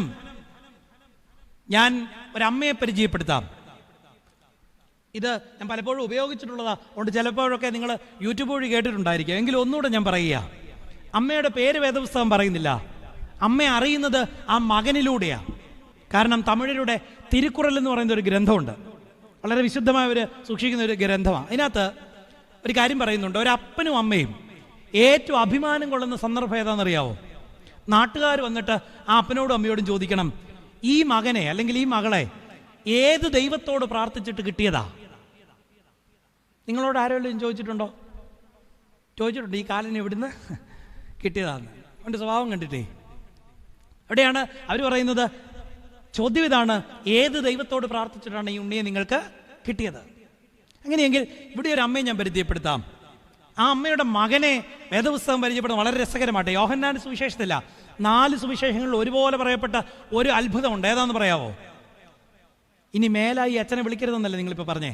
വന്നപ്പോൾ തൊട്ട് പുള്ളി ചോദ്യവാ. ഈ 1 മണിക്കൂറിനിടെ ഒരു 10 ചോദ്യമല്ലും പുള്ളി. എന്നാ നിങ്ങൾ ഈ കുമ്പനാടിൻ്റെ വെണ്ണിക്കുളത്തിൻ്റെ ഒക്കെ ഓരോ ഭാഗത്ത് കിടക്കുന്നല്ലേ? വേദപുസ്തകം ഞങ്ങളാ കണ്ടുപിടിച്ചെന്ന് പറയുന്നവരൊക്കെ അടുത്ത് കിടക്കുന്നല്ലേ? അറിയത്തില്ലയോ? 5 അപ്പം കൊണ്ട് അതിലേറ്റവും മനോഹരമായി എഴുതിയിരിക്കുന്നത് ഞാൻ വിചാരിക്കുന്ന യോഹന്നാനാ. എന്താണ് പറയുന്നത്? ഞാനിത് മീൻപാറയിൽ നിന്ന് കൊണ്ടുവന്ന് എൻ്റെ വേദപുസ്തകത്തിലെ ഭാഷ്യം പറയാം. ഭാഷ്യം ഇങ്ങനെയാണ് ഞാൻ പറയുക. യേശു ക്രിസ്തുവിൻ്റെ സുവിശേഷമാണ്. എല്ലായിടത്തും പോസ്റ്റർ അടിച്ചു, എല്ലാവരും പോകാൻ തയ്യാറായിട്ടിരിക്കുക. അപ്പോഴാണ് സൺഡേ സ്കൂൾ പിള്ളേർ ഒരുങ്ങി ചെല്ലണമെന്ന് പറഞ്ഞു. ഒരു വീട്ടിൽ നിന്ന് സൺഡേ സ്കൂൾ പയ്യൻ ഇങ്ങനെ പൊതിയൊക്കെ കെട്ടി ഇറങ്ങാൻ നേരത്ത് അമ്മ പറഞ്ഞു, മോനെ, യേശു അപ്പച്ചനാണ് ഇന്ന് കൺവെൻഷൻ പ്രസംഗിക്കുന്നത്, ചിലപ്പോൾ പ്രസംഗം നീണ്ടുപോകാം, അതുകൊണ്ട് എൻ്റെ കുഞ്ഞിന് വിശക്കാൻ സാധ്യതയുണ്ട്. അതുകൊണ്ട് അമ്മ എന്ത് ചെയ്യാം? അമ്മ നിന്റെ പൊതിപ്പാത്രത്തിൽ 5 അപ്പവും 2 മീനും വെച്ചിട്ടുണ്ട്. 3 എണ്ണം നീ കുത്തിക്കയറ്റിയാലും 2 എണ്ണം ആർക്ക് കൊടുക്കണം? നിന്റെ കൂടെ സൺഡേ സ്കൂളിൽ പഠിക്കുന്ന നിന്റെ കൂട്ടുകാരന് ഹാബേലിനും കൂടെ കൊടുക്കണം. ഇത് അമ്മ പറയാതെ പറഞ്ഞു. അപ്പൊ കൊച്ചു വിചാരിച്ചു 3 എണ്ണം ആർക്കാ? കൂടുതൽ എനിക്കാ. അമ്മ പറഞ്ഞല്ലേ കൊടുക്കാമേ. പൊതിയും കെട്ടി ചെറുക്കൻ വീട്ടിൽ നിന്ന് ചാടിത്തുള്ളി പുറത്തിറങ്ങാൻ നേരത്ത് അമ്മ കൈകൊട്ടി വിളിച്ചിട്ട് പറഞ്ഞു, മോനെ, ഇത് നിന്റെ സൺഡേ സ്കൂളിൽ പഠിക്കുന്ന ആബേലുമായിട്ടുള്ള പ്രപ്പോഷൻ അമ്മ പറഞ്ഞത്. ഇനി യേശു അപ്പച്ചനെങ്ങാനും ചോദിച്ചാ നിന്റെ കയ്യിലുള്ളത് മുഴുവനും അങ്ങെടുത്ത് കൊടുത്തേക്കണം. ഇങ്ങനെ പഠിപ്പിക്കുന്ന അമ്മമാർ ഒരു കാലത്തുണ്ടായിരുന്നു. ഇന്നത്തെ തള്ളമാർക്കൊന്നും ഇത് അത്ര പരിചയമില്ല. കാരണം എന്നാ, ഇപ്പം നിങ്ങളൊരു മുട്ട പൊരിച്ചാൽ എവിടെയാണ് വെക്കുന്നത്? ചോറ്റും പാത്രത്തിൻ്റെ ഏറ്റവും അടിയിൽ. എൻ്റെ കൊച്ചിൻ്റെ കൈ മാത്രമേ. അതുകൊണ്ടാണ് പലതും വെള്ളം കിട്ടാതെയാകുന്നത്, നത്തിനെ പോലെ ഇരിക്കുന്നത്. അതുകൊണ്ട് ഞാൻ ഫ്രീ ആയിട്ടൊരു ഉപദേശം തരാം. എനിക്ക് മക്കളില്ല, ഞാൻ കല്യാണം കഴിച്ചതല്ല.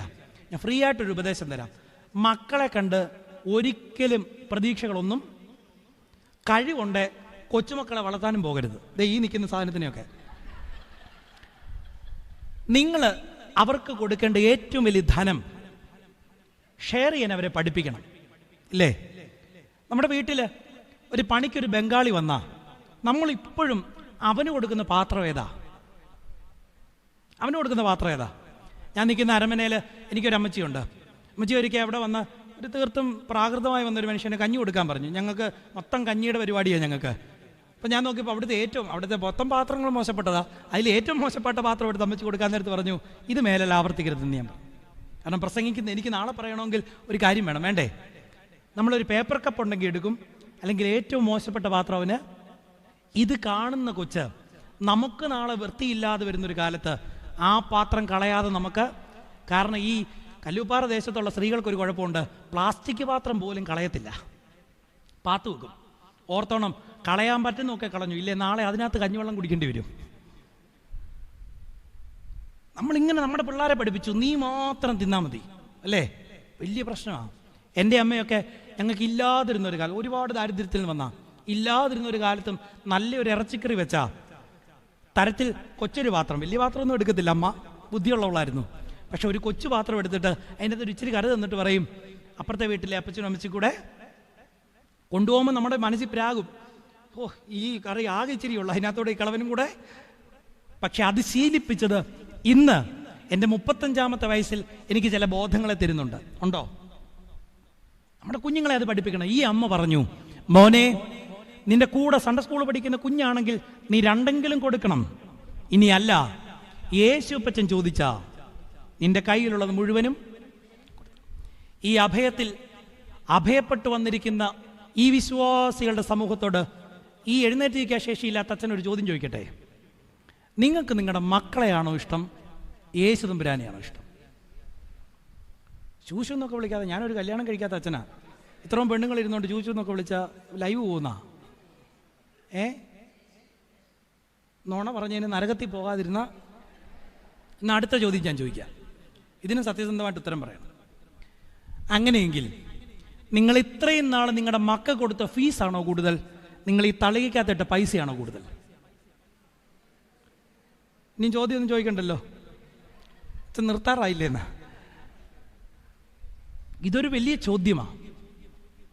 പക്ഷെ അവിടെ അമ്മ പഠിപ്പിക്കും. ഞാൻ പറയും, എനിക്ക് വേദപുസ്തകത്തിൽ ഏറ്റവും ഇഷ്ടമുള്ള ഒരു അമ്മയാണ്. ഒന്നും അറിയാത്ത കുഞ്ഞിനോട് പറഞ്ഞു, യേശു ഇപ്പം ചോദിച്ചാൽ മറച്ചു പിടിക്കാതെ ഒളിച്ചു പിടിക്കാതെ നീ കൊടുക്കണം. അങ്ങനെ കൺവെൻഷൻ തുടങ്ങി. യേശു തമ്പുരാന്റെ പ്രസംഗത്തിൽ എല്ലാവരും മുഴുകിയിരുന്നു. നേരം പോയത് ആരും പറഞ്ഞില്ല. ഇവരുടെ ഈ ക്ഷീണം കണ്ടിട്ട് കർത്താവ് തന്നെ ശിഷ്യന്മാരോട് പറഞ്ഞു, നിങ്ങൾ തന്നെ അവർക്ക് ഭക്ഷിപ്പാൻ കൊടുപ്പീൻ, നിങ്ങൾ തന്നെ അവർക്ക് ഭക്ഷിപ്പാൻ കൊടുപ്പീൻ. ശിഷ്യന്മാര് നമ്മുടെ ചില ട്രസ്റ്റിമാരെ പോലെയായിരുന്നു. മൊത്തത്തിലൊന്ന് നോക്കിയിട്ട് പറഞ്ഞു, ഇത്രയും പേർക്ക് കഞ്ഞി കൊടുക്കാനുള്ള വകുപ്പൊന്നും പള്ളിയിൽ, ഒരു ബണ്ണും കാപ്പിയും കൊടുക്കാനുള്ള വകുപ്പ് പോലും. കാരണം അവർ നിരണം കോളേജിൽ നിന്ന് എക്കണോമിക്സ് പാസ്സായവരായിരുന്നു. അവരൊറ്റ നോട്ടത്തിൽ ഇത് കണ്ടുപിടിച്ചു. പക്ഷെ അന്ത്രയോസ് പഴയ ട്രസ്റ്റിയായിരുന്നു. അതുകൊണ്ട് പുള്ളി ഒന്ന് ചിന്തിച്ചു, ഞാനൊന്ന് പോയി നോക്കട്ടെ ആരുടെയെങ്കിലും കയ്യിൽ എന്തെങ്കിലും ഉണ്ടോ. നമ്മളിപ്പോൾ പറയുന്നൊരു കാര്യമുണ്ട്, ചെറുപ്പക്കാരൊന്നും ശരിയല്ല, അല്ലേ? പിള്ളേർ സെറ്റൊന്നും ശരിയല്ല. മുടി വളർത്തിയാവൻ കഞ്ചാവ്, മീശ താഴ്പോട്ടിട്ടാവൻ പോക്ക് കേസ്, അല്ലേ? ലെഗിൻസ് ഇട്ടാ പെൺപിള്ളേർ ശരിയല്ല. ഞാൻ നോക്കിയിട്ട് സത്യസന്ധര് പിള്ളേരാ. അവനൊരു തെറ്റ് ചെയ്താവൻ പറയും, അച്ഛാ എനിക്ക് പറ്റിപ്പോയെന്ന്, ഇല്ലേ? പക്ഷെ 50 വയസ്സ് കഴിഞ്ഞാൽ തിരിമുറിഞ്ഞ കള്ളന്മാർ. എനിക്കിപ്പോൾ ഒരു ഇടവകയൊന്നും ഇല്ലാത്തതിൻ്റെ സന്തോഷത്തിൽ ജീവിക്കുന്ന ഒരു അച്ഛനാണ് ഞാൻ. അപ്പോൾ ആശാഴ്ച വന്നപ്പം ഞാൻ അവിടെ കൂടി വരുന്ന വിശ്വാസികളോട് പറഞ്ഞു, ദയവ് ചെയ്ത് നിങ്ങൾക്ക് ആത്മാർത്ഥമായൊരു പാപബോധം തോന്നുന്നില്ല എങ്കിൽ നിങ്ങൾ ആരും കുമ്പസാരത്തിന് വരണ്ട, അല്ലെങ്കിൽ വോട്ടിന് വേണ്ടിയിട്ടാണെങ്കിൽ നിങ്ങളുടെ ഇടവ പള്ളി തന്നെ പൊക്കോണം. അപ്പം ഞാൻ കുറച്ച് പോത്തിനെ ആടിനെയൊക്കെ വളർത്തുന്ന അച്ഛനാണ്. അപ്പോൾ ഒരിക്കൽ 4 മണിക്ക് എൻ്റെ ആടിനും പോത്തിനും ഒക്കെ വെള്ളം കൊടുത്തുകൊണ്ടിരുന്നപ്പം ഒരു അച്ചായനും അമ്മാമ്മയും കൂടെ ഓടി വന്നിട്ട് പറഞ്ഞു, അച്ഛാ ഞങ്ങൾക്ക് കുമ്പസാരിക്കണം. അപ്പോൾ ഇത്ര തീവ്രതയോട് വന്നുകൊണ്ട് ഞാൻ ഓടിച്ചെന്ന് കുളിച്ച് അടിക്കാവുന്ന സ്പ്രേ മുഴുവൻ അടിച്ചു. കാരണം ഇല്ലേ, പോത്തിന് നാറ്റം വന്നാലോ. അല്ലേലേ എന്നെ പലരും പോത്തച്ചാന്നാണ് വിളിക്കുന്നത്. ഞാൻ ചെന്ന് എല്ലാ കാര്യങ്ങളും വളരെ വിശദമായിട്ട് പറഞ്ഞു കൊടുത്ത് രഹസ്യ പ്രാർത്ഥനയും ചൊല്ലിച്ചിട്ട് പറയാൻ പറഞ്ഞപ്പം ആ പെണ്ണുമ്പിള്ള ചിരിച്ചോണ്ട് എന്നോട് പറയാം, പ്രത്യേകിച്ചൊന്നും എനിക്ക് സത്യത്തിൽ എൻ്റെ സ്വഭാവത്തിന് ആ കസര എടുത്ത് തലക്കിട്ട് ഒരെണ്ണം കൊടുക്കണമെന്ന് ഞാൻ വിചാരിച്ചതാണ്. അപ്പം നമുക്ക് ഒരു ധാരണകളൊന്നുമില്ല, നമുക്കിങ്ങനെയുള്ള ചിന്താഗതികളൊന്നുമില്ല. അതൊക്കെ പോകട്ടെ. ഞാൻ പറഞ്ഞു വന്നത്, ഈ 50 വയസ്സ് കഴിഞ്ഞവർ പറയും ഞങ്ങളാണ് ജീവിതമൊക്കെ കണ്ട് പഠിച്ച് വിശ്വാസത്തിൽ ബലപ്പെട്ട് എന്നാ കർത്താവെ വരാത്തെന്ന പാട്ടിനകത്ത് ചോദിക്കുന്നത്, വേഗം വരണേ എന്നൊക്കെയാണ് പറയുന്നത് അല്ലേ. പക്ഷേ യാതൊരു ജീവിതത്തിൽ മാറ്റവും ഉണ്ടായിട്ടില്ല. അപ്പോഴാണ് അന്ത്രയോസ് ഈ വലിയ പുരുഷാരത്തിന് നടുക്ക് തളികപാത്രമായിട്ട് ഇങ്ങനെ കൊണ്ടുവന്നു. നോക്കിയപ്പം പഴയ കമ്മിറ്റിക്കാരനും സമാജത്തിൻ്റെ സെക്രട്ടറിയും പ്രസിഡന്റും ഒക്കെ അവിടെ ഇരിപ്പുണ്ട്. അപ്പം അന്ത്രയോസ് വളരെ പ്രതീക്ഷയോടുകൂടി ചെന്നിട്ട് ചോദിച്ചു, അച്ചായ കർത്താവിന് കൊടുക്കാൻ വല്ലതും ഉണ്ടോ? അപ്പം കല്ലൂപ്പാറയിലെ വലിയ അച്ചായൻ്റെ കക്ഷത്തി 3 വെള്ളയപ്പം ഇരിപ്പുണ്ടായിരുന്നു. അച്ചായൻ ഒന്നുകൂടി ഇറുക്കി പിടിച്ചിട്ട് പറഞ്ഞു, ഷുഗർ ഉള്ളതുകൊണ്ട് ഇതെനിക്ക് ഇൻസുലിൻ എടുക്കേണ്ടതുകൊണ്ടും എനിക്ക് മാത്രം നിങ്ങളല്ലെന്നും പറഞ്ഞ് ഞാൻ സമ്മതിക്കുകയില്ല. ഇറുക്കി പിടിച്ചിട്ട് പറഞ്ഞു, അല്ലേ നമ്മുടെ ഇപ്പോഴും ധാരണ എന്താ, നമ്മുടെ ഇപ്പോഴത്തെ വിഷയം എന്താ, നാളെ ജീവിക്കാൻ എന്ത് അല്ലേ. അടുത്തിടയിൽ ഞാനിത് വിമർശനം ഇത് ലൈവ് പോകുന്നതെന്നറിയാം, അല്ലെങ്കിൽ ഇപ്പോൾ ലൈവ് പോകുന്ന മൊത്തം ഗതികേട്. എന്നാലും ഞാൻ പറയാം, ഞങ്ങളൊരു ആശ്രമം തുടങ്ങി. ആശ്രമത്തിൻ്റെ ഒലിവുമല ആശ്രമം എന്ന് പറഞ്ഞേ. അപ്പം അതിനകത്ത് അംഗങ്ങളായിരിക്കുന്ന 5 വൈദികരാണ്. ഞങ്ങൾ കഴിഞ്ഞ ദിവസം ചിന്തിച്ചപ്പോഴാണ് ഈ 5 എണ്ണവും പോക്കുക. 2 എണ്ണത്തിന് ഹാർട്ടിന് പ്രശ്നം, 1 എണ്ണത്തിൻ്റെ ലിവർ പ്രശ്നം, എനിക്ക് കിഡ്നിയില്ല. അപ്പം ഇത് കേട്ടൊരു മെത്രാച്ചൻ കളിയാക്കി ചോദിച്ചെന്നാണ് പറഞ്ഞത്, ഇത് തുടങ്ങിയിട്ട് തന്നെ കാര്യമോ, എല്ലാം തട്ടിപ്പോകത്തില്ലേ? അപ്പം ഞാൻ ചിന്തിക്കുക, നാളെ ഒരു തേങ്ങ വീണ മെത്രാച്ചൻ തട്ടിപ്പോകത്തില്ലേ? അതിൻ്റെ മെത്രാൻ പോകത്തില്ലേ? എല്ലാം പോവും. പിന്നെ നമ്മുടെ ധാരണ എന്താ, നാളെ എൻ്റെ ജീവിതം എങ്ങനെയാ, ഇതല്ലേ ചോദ്യം. മലങ്കര സഭയെ പ്രോഡൻ ഫണ്ട് ഇല്ലാത്ത ഒറ്റ അച്ഛനുണ്ടെങ്കിൽ ഞാനാ. കാരണം എനിക്ക് ഭദ്രാസന ട്രാൻസ്ഫർ വന്നപ്പം എന്നോട് തിരുമേനി പറഞ്ഞു, അച്ഛന് പെൻഷൻ കിട്ടാൻ സാധ്യത. അന്ന് രാത്രി എനിക്ക് ഉറക്കമില്ല. പെൻഷൻ കിട്ടായിരുന്ന ഞാൻ എന്നെ ചെയ്യും. 35 വയസ്സായ ഞാൻ 30 വർഷം കഴിഞ്ഞ് എനിക്ക് ഡയാലിസിസ് ചെയ്യാനുള്ള പെൻഷനെ പറ്റി ചിന്തിച്ചപ്പം എൻ്റെ കർത്താവിനോട് ചോദിച്ചു, ഇവിടെ നാണമില്ലാത്ത കത്തനാരേ, നീ 65 വയസ്സ് വരെ ജീവിക്കുന്നത് നിനക്കെന്നാ ഉറപ്പ് അല്ലേ? അന്ന് ഞാൻ തീരുമാനിച്ചു പെൻഷൻ ഇല്ലാതെ ജീവിക്കാം. ഇന്നില്ലാതെ ജീവിക്കുന്ന ഒരു അച്ഛനാണ് ഞാൻ. ആ ധൈര്യത്തോടു കൂടി ഞാൻ പറയാ, നാളെക്കുറിച്ചുള്ള ഭാരത്തോടു കൂടി നിങ്ങൾ ഇന്നിവിടെ ജീവിക്കുന്നുവെങ്കിൽ, ദൈവത്തെ വിളിക്കുന്നുവെങ്കിൽ നിങ്ങൾ അരിഷ്ടരായ മനുഷ്യരാ. അതുകൊണ്ടാണ് പലരും പറഞ്ഞു ഞങ്ങളുടെ കയ്യിലുള്ളത് ഞങ്ങൾക്ക്. അങ്ങനെയാണ് അന്ത്രയോസ് നടന്ന് മുന്നോട്ട് ചെല്ലുമ്പം നോക്കിയപ്പം ഒരു ചെറിയ പയ്യൻ ബുദ്ധി ഉറക്കാത്തതുകൊണ്ട് അറിയാതവനോട് ചോദിച്ചു, മോനെ നിന്റെ കൈ വല്ലതും ഉണ്ടോ? ചെറുക്കൻ പറഞ്ഞു, അപ്പച്ചാ എനിക്കൊരു അമ്മയുണ്ട്, എന്നോട് അമ്മ ഒരു കാര്യവും പറഞ്ഞിട്ടുണ്ട്. പറഞ്ഞത് യേശു അപ്പച്ചൻ ചോദിച്ചാ ഒളിപ്പിച്ചു വെക്കാതെ എടുക്കണം ഇല്ലേ, ഒളിപ്പിച്ചു വെക്കാതെ മുഴുവൻ കൊടുത്തോ? ഞാൻ പറയും, വേദപുസ്തകം പറയുന്നു, ആ ചെറുക്കനെ യേശു തമ്പുരാന്റെ മുൻപാകെ അന്ത്രയോസ് കൊണ്ടുവന്നു. 5 അപ്പവും 2 മീനും. നിങ്ങൾ നോക്കിക്കേ, അവിടെ എത്ര പുരുഷന്മാരുണ്ടായിരുന്നു? പുരുഷന്മാർ അത്രയുണ്ടെങ്കിൽ അവരുടെ തനതായ രീതിയിൽ ഭാര്യമാരും ഈ 2 പിള്ളേരെയും കൂടെ കൂട്ടിയാൽ എത്ര പേരായി? ശിഷ്യന്മാർ വിചാരിച്ചു ഇത്രയും പേർക്ക് നടക്കത്തില്ലെന്ന് വിചാരിച്ചെടുത്ത് 5 അപ്പത്തിൽ നിന്ന് ആ ചെറുക്കനൊന്ന് ചുറ്റും നോക്കിയിരുന്നെങ്കിൽ ചിന്തിക്കാം, എൻ്റെ 5 അപ്പം കൊണ്ട് എന്നെ ആകാനാ? നമ്മൾ പലപ്പോഴും ചിന്തിച്ചിട്ടില്ലേ, ഇതുകൊണ്ട് എന്നെ ആകാൻ, അതുകൊണ്ടാണ് ഞാൻ കൊടുക്കാത്തത്. എന്നാ ദശാംശം കൊടുക്കാത്തത്? എനിക്ക് തന്നെ ഗതിയില്ല. പിന്നെ എങ്ങനെ വല്ലവർക്കും ദശാംശം? നീ ഗതി പിടിച്ചിട്ട് കൊടുക്കാനിരുന്ന 12 കോടി അടിച്ചിട്ട് കൊടുക്കാൻ എനിക്ക് ജീവിതത്തിൽ കൊടുക്കാൻ പറ്റത്തില്ല. അതുകൊണ്ടാണ് ക്രിസ്തു വിരൽ ചൂണ്ടി ഒരു സ്ത്രീയെ പരിചയപ്പെടുത്തി, നിർധനയായ വിധവയെ ആണോ നാളെക്കുറിച്ച് മാറ്റിവെക്കാതെ സമ്പൂർണമായി ദൈവത്തിന്റെ ഭണ്ഡാരത്തിൽ ഇട്ടവൾ. അവളാണ് വിശ്വാസികളുടെ നേതൃസ്ഥാനത്ത്. വനിതാ സമാജത്തിന് ഒരു പ്രസിഡന്റ് ഉണ്ടെങ്കിൽ ഞാൻ പറയും നിർധനയായ വിധവയാ. അല്ലാതെ അച്ചാറിളക്കി എല്ലാ വർഷവും സമാജത്തിന്റെ ഫണ്ട് കൂട്ടുന്നവളുടെ പേരല്ല. പക്ഷേ ഇവിടെ ഈ ചെറിയ ബാലൻ കൊണ്ടുവന്ന 5 അപ്പം എടുത്ത് കർത്താവ് ഉയർത്തിയിട്ട് പറഞ്ഞു, ഇതിൽ നിന്നാണ് വർധനവ്. നിങ്ങൾ നോക്കിക്കേ, എവിടെയാണ് ഈ അത്ഭുതം സംഭവിച്ചത്? ഒരുവന്റെ കയ്യിൽ നിന്ന് മറ്റൊരുവനിലേക്ക് നീട്ടപ്പെട്ടപ്പോൾ അവിടെ എന്തുണ്ടായി? വർധനമുണ്ടായി. പക്ഷെ ഞാൻ പറയും, ഏറ്റവും നന്നായിട്ട് ട്രോളി ഒരാളാരെന്ന് വെച്ചാൽ കർത്താവ് യേശു ക്രിസ്തുവാ. നിങ്ങൾ ആ വേദഭാഗം ഒന്ന് വായിച്ചു നോക്കിയേ. ശിഷ്യന്മാർ പറഞ്ഞു എല്ലാവർക്കും കൊടുക്കാൻ തികയത്തില്ല. ശേഷിച്ച കഷ്ണങ്ങൾ 12 കൊട്ട വന്നു. ഓരോ കൊട്ട ഓരോരുത്തൻ്റെ തലയിലോട്ട് വെച്ച് കൊടുത്തിട്ട് പറഞ്ഞു, ചുമക്കടാ ചുമക്ക്. ഇത് പറഞ്ഞതാരാ? കർത്താവാ. അതുകൊണ്ട് അഭയം പ്രാർത്ഥനയ്ക്ക് വന്നിരിക്കുന്ന നിങ്ങളോട് എനിക്ക് പറയാനുള്ളത്, നമ്മുടെ വ്യാകുലതകൾ പലപ്പോഴും ജീവനത്തെക്കുറിച്ചുള്ള ചിന്തയില്ല ഇല്ലേ. നാളത്തേക്കിന് എനിക്കുണ്ട്, ആരുണ്ട്, എന്തുണ്ട്. ഞാൻ പറയും, നാളെ ചിലപ്പോൾ അവസാനം ഞാൻ ശ്വാസം വലിക്കുമ്പം വഴിയേ പോയൊരു ബംഗാളിയായിരിക്കും വെള്ളം തരാനുള്ളത്. അതുകൊണ്ട് ഞാൻ ആദ്യം ഒരു പാട്ട് പാടിയത്, കെരീത്തിലെ വെള്ളം വറ്റിയാലും ഒരു വിധവയെ ഒരുക്കുന്നവനുണ്ട്. വിധവയുടെ മാവ് തീർന്നാൽ. ഇപ്പം ഈ പ്രാർത്ഥനാ വിഷയങ്ങൾ കാരണം അതിനുമേൽ പ്രാർത്ഥിക്കാത്തതുകൊണ്ടാണ് അച്ഛന്മാരോട് പരാതി. ഞാൻ അടുത്തിടെ ഒരു വലിയ നമ്മുടെ തീർത്ഥാടന കേന്ദ്രത്തിൽ ധ്യാനം എടുക്കാൻ പോയി. അപ്പം അത് കഴിഞ്ഞപ്പം കുറേ പേരിങ്ങനെ തലയെ കൈവച്ച് പ്രാർത്ഥിക്കാൻ ഇങ്ങനെ നിൽപ്പുണ്ട്. ഒക്കെ ഇപ്പം നല്ല ചെറുപ്പക്കാരുണ്ട്, സുന്ദരന്മാരായ വളരെ മിടുക്കന്മാരായ ചെറുപ്പക്കാർ. അപ്പോൾ ഈ അടുത്ത് വരുന്നവരോടൊക്കെ ഞാനിങ്ങനെ എന്താ കാര്യമെന്ന് ചോദിച്ചു. അപ്പം ഞാൻ അന്ന് ഒരു കറുത്ത കുപ്പായവും സന്യാസി ആയതുകൊണ്ട് ഒരു തടിക്കുരിശും ഒക്കെ ഇട്ടുണ്ടാകും നിന്നെ. അപ്പം എന്നെ കണ്ടിട്ട് മൊത്തത്തിൽ ഒരു കടമറ്റത്ത് കത്തനാർ തോന്നിയുകൊണ്ടായിരിക്കാം കുറേ പേര് വന്നിട്ട് കാര്യമായിട്ട് എന്നോട് പ്രാർത്ഥിക്കാൻ പറഞ്ഞു. അപ്പോൾ കുറേ ചെറുപ്പക്കാർ വന്നിട്ട് പറഞ്ഞ പ്രാർത്ഥനാ വിഷയം, അച്ഛാ കല്യാണം നടക്കാൻ അച്ഛനൊന്ന് പ്രാർത്ഥിക്കണം. അപ്പോൾ ഏറ്റവും ഒടുവിൽ വെള്ളയിട്ട് നല്ല സുമുഖനായ ഒരു ചെറുപ്പക്കാരൻ, അവൻ അടുത്ത് വന്നപ്പോഴേ സ്പ്രേയുടെ മണം അടിച്ചപ്പോഴേ എനിക്ക് മനസ്സിലായി അവനൊരു ഗൾഫുകാരനാണ്. കയ്യിൽ നല്ലൊരു സ്വർണ്ണത്തിൻ്റെ ചെയിൻ കണ്ടപ്പോൾ ഞാൻ തീരുമാനിച്ചു അവൻ ദുബായ്ക്കാരനാണ്. അവൻ എൻ്റെ അടുത്ത് വന്നിട്ട് പറഞ്ഞു, എൻ്റെ പൊന്നച്ച, എൻ്റെ കൊച്ചച്ച, അച്ഛൻ്റെ സർവ്വശക്തി എടുത്തൊന്ന് പ്രാർത്ഥിക്കണം. 33 വയസ്സായി, ദുബായ് എഞ്ചിനീയറാ, പക്ഷേ പെണ്ണ് കിട്ടിയിട്ടില്ല. അപ്പം ഞാൻ ചോദിച്ചു, എന്താ നിൻ്റെ ആവശ്യങ്ങൾ, ഡിമാൻഡ്സ് എന്താ? അവൻ പറഞ്ഞു, എനിക്കങ്ങനെ പ്രത്യേകിച്ച് ഒരു ഡിമാൻഡും ഇല്ല. കാണാൻ നല്ലതായിരിക്കണം, നല്ല കുടുംബമായിരിക്കണം, നല്ല വിദ്യാഭ്യാസം ഉണ്ടായിരിക്കണം, ദൈവഭയം ഉണ്ടായിരിക്കണം. ഞാൻ എൻ്റെ തടിക്കുരിശെടുത്ത് അവനെ കാണിച്ചിട്ട് പറഞ്ഞു, ഇങ്ങനെ ഒരെണ്ണത്തിനെ കണ്ടിരുന്നെങ്കിൽ ഞാൻ പിന്നെ ഈ കുരിശ് വിട്ടുകൊണ്ട് നടക്കുമായിരുന്നോ? പ്രാർത്ഥിക്കാൻ നമുക്ക് എല്ലാവർക്കും വിഷയങ്ങളാ, ലോകത്തെക്കുറിച്ചുള്ള അല്ലേ, നമ്മുടെ ബോധങ്ങളിൽ നിന്നുള്ള പ്രാർത്ഥനകൾ. അവിടെയാണ് നാളത്തെ നിക്ഷേപങ്ങൾക്ക് വേണ്ടിയുള്ള പ്രാർത്ഥനകളെ ഉപരിയായി നാളെ ഒരു നിക്ഷേപവും ഇല്ലാത്തടത്തും എന്നെ പോറ്റി പുലർന്ന് ദൈവത്തിൽ വിശ്വസിച്ച് മുൻപോട്ട് കാലുവെക്കാൻ ഇല്ലേ. നമ്മൾ പലയിടത്തും സ്റ്റക്കായി പോകുന്നിടത്തും നമ്മൾ പ്രാർത്ഥിക്കുന്നേ. ജീവിതം ഇങ്ങനെ മുന്നോട്ട് പോകും, അവിടെ മുന്നോട്ട് ഒരു പ്രതീക്ഷയില്ലെങ്കിലും മുന്നോട്ട് കാലടി വെക്കുന്നവന്റെ പേരാണ് ഭക്തൻ. പഴയ നിയമം വെറും കഥയായിട്ട് വായിക്കരുത്. അടുത്തിടയിൽ എന്നോട് ഒരാൾ ചോദിച്ചു, പഴയ നിയമത്തിലെ പഴുതും കെട്ടുകഥയല്ലേ അച്ഛാ, പുറപ്പാട് പുസ്തകത്തിലെ ചെങ്കടൽ കടന്നിട്ടുണ്ടോ അല്ലേ, അങ്ങനെ ചരിത്രമുണ്ടോ? അപ്പം ഞാൻ ചോദിച്ചു, നമ്മുടെ കാലത്ത് നമ്മൾ കണ്ടൊരു അത്ഭുതമില്ലേ, മില്ലിഗ്രാം തൂക്കം പോലും ഇല്ലാത്ത കൊറോണ എന്നൊരു വൈറസ് വന്നപ്പം വീട്ടിൽ പൂട്ടിക്കെട്ടിയിരുന്നില്ലേ?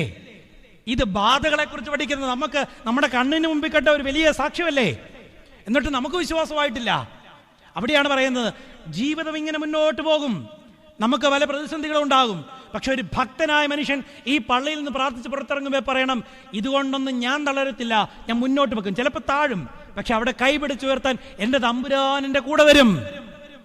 അതുകൊണ്ട് ഈ ലോക നിക്ഷേപങ്ങളിൽ ആശ്രയിക്കരുത്, നിക്ഷേപങ്ങളെ ഫലപ്രദമാക്കുന്ന വർദ്ധിപ്പിക്കുന്ന ദൈവത്തിലായിരിക്കണം എൻ്റെ ആശ്രയം. അതുകൊണ്ട് മൂന്നാമത് ഉടയ്ക്കണം, ദ ഐഡലറ്ററി ഓഫ് മണി. 3 കാര്യങ്ങൾ പറഞ്ഞുള്ളൂ. സ്വാതന്ത്ര്യം പ്രാപിക്കേണ്ട 3 കാര്യങ്ങൾ. ആ സ്വാതന്ത്ര്യം തരേണ്ടുന്നവൻ പുത്രൻ തമ്പുരാനാണെന്ന് പറഞ്ഞു. എന്തൊക്കെയായിരുന്നു? ഒന്നാമത്തേത് ഞാൻ പറഞ്ഞു, ദ ഐഡലറ്ററി ഓഫ് ലെഗസി.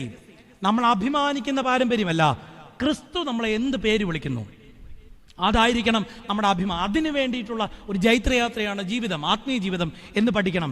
ഇവൻ അബ്രഹാമിൻ്റെ പുത്രൻ എന്ന് വേർതിരിക്കപ്പെട്ട, തള്ളപ്പെട്ട, സ്നേഹിക്കാൻ ആരുമില്ലാഞ്ഞ ഒരുവനെ ക്രിസ്തു വിളിച്ചുവെങ്കിൽ നമുക്കും ആ പേര് കൊള്ളുവാൻ നമുക്ക് ശ്രമിക്കണം.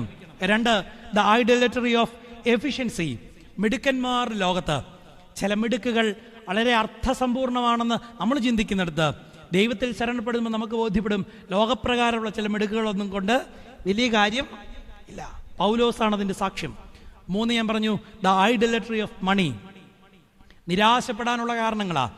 നിങ്ങൾ ആരെങ്കിലും കേട്ടിട്ടുണ്ടായിരിക്കും, ഇമിറ്റേഷൻ ഓഫ് ക്രൈസ്റ്റ്, ക്രിസ്താനുകരണം എന്ന് പറഞ്ഞൊരു പുസ്തകമുണ്ട്. വേദപുസ്തകം കഴിഞ്ഞാൽ ഏറ്റവും കൂടുതൽ വായിക്കപ്പെട്ട പുസ്തകമാണ് ക്രിസ്താനുകരണം. അത് ഈ ആശ്രമങ്ങളിലൊക്കെ ഈ ഭക്ഷണം കഴിക്കുന്ന സമയത്തൊക്കെ വായിച്ച് കേൾപ്പിക്കുന്ന ഒരു പുസ്തകമാണ്. അതിൻ്റെ എഴുത്തുകാരൻ തോമസ് എ കെമ്പിസ് എന്ന് പറയും. അദ്ദേഹത്തെ അത് എഴുതിയത് കൊണ്ട് തന്നെ ഒരുപാട് പേരിങ്ങനെ ആരാധിക്കുന്ന മനുഷ്യനാണ്. ഇപ്പം കത്തോലിക്ക സഭയുടെ ഒരു പാരമ്പര്യം അനുസരിച്ച് അങ്ങനെ പ്രശസ്തിയുള്ളവരെയൊക്കെ വിശുദ്ധരാക്കും. വിശുദ്ധരാക്കാൻ അവർക്കൊരു പ്രൊസീജിയറുണ്ട്.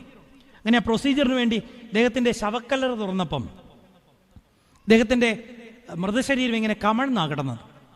അപ്പം അവരൊരു നിഗമനത്തിലെത്തി. നിഗമനം ഇതാണ്, അദ്ദേഹത്തെ അടക്കിയ സമയത്ത് അദ്ദേഹത്തിന് ജീവനുണ്ടായിരുന്നു. അപ്പം ഈ ജീവനുള്ള ഇദ്ദേഹം ഇതിനകത്ത് കിടന്ന് പരിഭ്രമിച്ച് ഇങ്ങനെ അതേ മാന്തിയതിൻ്റെയൊക്കെ ഈ പാടുകളൊക്കെ ഉണ്ട്.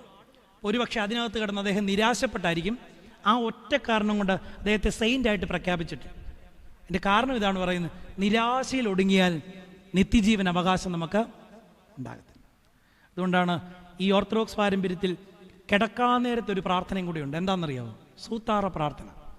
പണ്ട് അപ്പച്ചന്മാരും അമ്മച്ചിമാരും ഒക്കെ ഉള്ളപ്പം കേട്ടിട്ടുണ്ടായിരിക്കും, ഞങ്ങൾക്കുള്ള കർത്താവേ അല്ലേ. ഇപ്പോൾ അത് ബഹനാനിച്ചും പാടിയാലേ ഒരു ഇമ്പമുള്ളൂ നമുക്ക്. കിടക്കാൻ നേരത്ത് നമ്മൾ ആത്മാവിനെ തൊട്ട് പാടേണ്ടത് പാട്ടാണ് അല്ലേ. അത് കഴിഞ്ഞ് ഒരു സങ്കീർത്തനം കൂടെ പ്രാർത്ഥിക്കാൻ പറയുന്നു, 4-ാം സങ്കീർത്തനം. കിടന്നിട്ട് ഉറക്കം വരുന്നില്ലെങ്കിൽ ഇന്ന് തൊട്ടത് വായിച്ചു. സങ്കീർത്തനം പറഞ്ഞ് അവസാനിപ്പിക്കുന്നത് ഇങ്ങനെയാണ്, ധാന്യവും വീഞ്ഞും ഗോതമ്പും എണ്ണയും വർദ്ധിച്ചതിലുപരിയായ സന്തോഷം നീ എൻ്റെ ഹൃദയത്തിൽ. ഇങ്ങനെ പ്രാർത്ഥിച്ച് കിടക്കുന്ന ഒരു മനുഷ്യന് നിർഭയനായിരിക്കാൻ സാധിക്കും ഇല്ലേ. അഭയം നിർഭയം. ആ ഭയമില്ലാത്ത അവസ്ഥയിൽ നമ്മുടെ ലോകത്തിൻ്റെ എല്ലാ വിഗ്രഹങ്ങളെ ഉടച്ച് ക്രിസ്തുവിൽ സ്വാതന്ത്ര്യം പ്രാപിച്ച് ഭയമില്ലാത്തൊരു ജീവിതം ജീവിക്കുവാൻ ദൈവത്തിൻ്റെ പരിശുദ്ധാത്മാവ് സഹായിക്കട്ടെ. ഒരു കഥ പറയാം. ഒരിക്കൽ 3 കുടിയന്മാർ ഒരു ട്രെയിൻ കയറാൻ വരിക. നന്നായിട്ട് കുടിച്ചിട്ടുണ്ട്.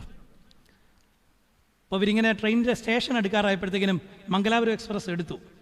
പക്ഷെ 2 കുടിയന്മാർ ഒരു വിധത്തിൽ ഓടിച്ചെന്ന് ട്രെയിനിൽ ചാടിക്കയറി. 3-ാമത്തെ കുടിയൻ അലച്ചും തല്ലി സ്റ്റേഷനിൽ താഴെ വീണു. അപ്പോൾ ഇത് കണ്ട സ്റ്റേഷൻ മാസ്റ്റർ അയ്യോ എന്ന് വെച്ചു.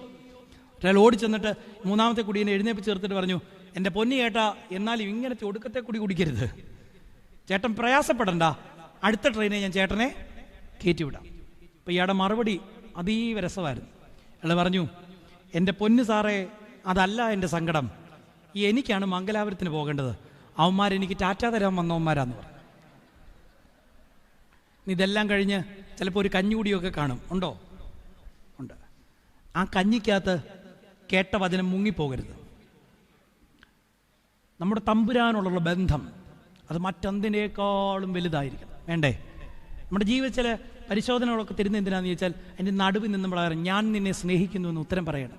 ദൈവത്തിൻ്റെ പരിശുദ്ധാത്മാവ് ശക്തീകരിക്കട്ടെ, ബലപ്പെടുത്തട്ടെ, വഴി നടത്തട്ടെ. നിങ്ങളുടെ പ്രതിസന്ധികളിലും പ്രയാസങ്ങളിലും തമ്പുരാൻ മാത്രം നിങ്ങൾക്ക് ശക്തി കേന്ദ്രമായിരിക്കട്ടെ. ദൈവത്തിൻ്റെ പരിശുദ്ധാത്മാവ് സഹായിക്കട്ടെ. എന്നെ ക്ഷണിച്ച അവസരം തന്ന ബഹുമാനപ്പെട്ട വൈദികരോടുള്ള നന്ദി, സ്നേഹം അറിയിച്ചുകൊണ്ട് നിർത്തുന്നു. ദൈവം നമ്മെ അനുഗ്രഹിക്കും.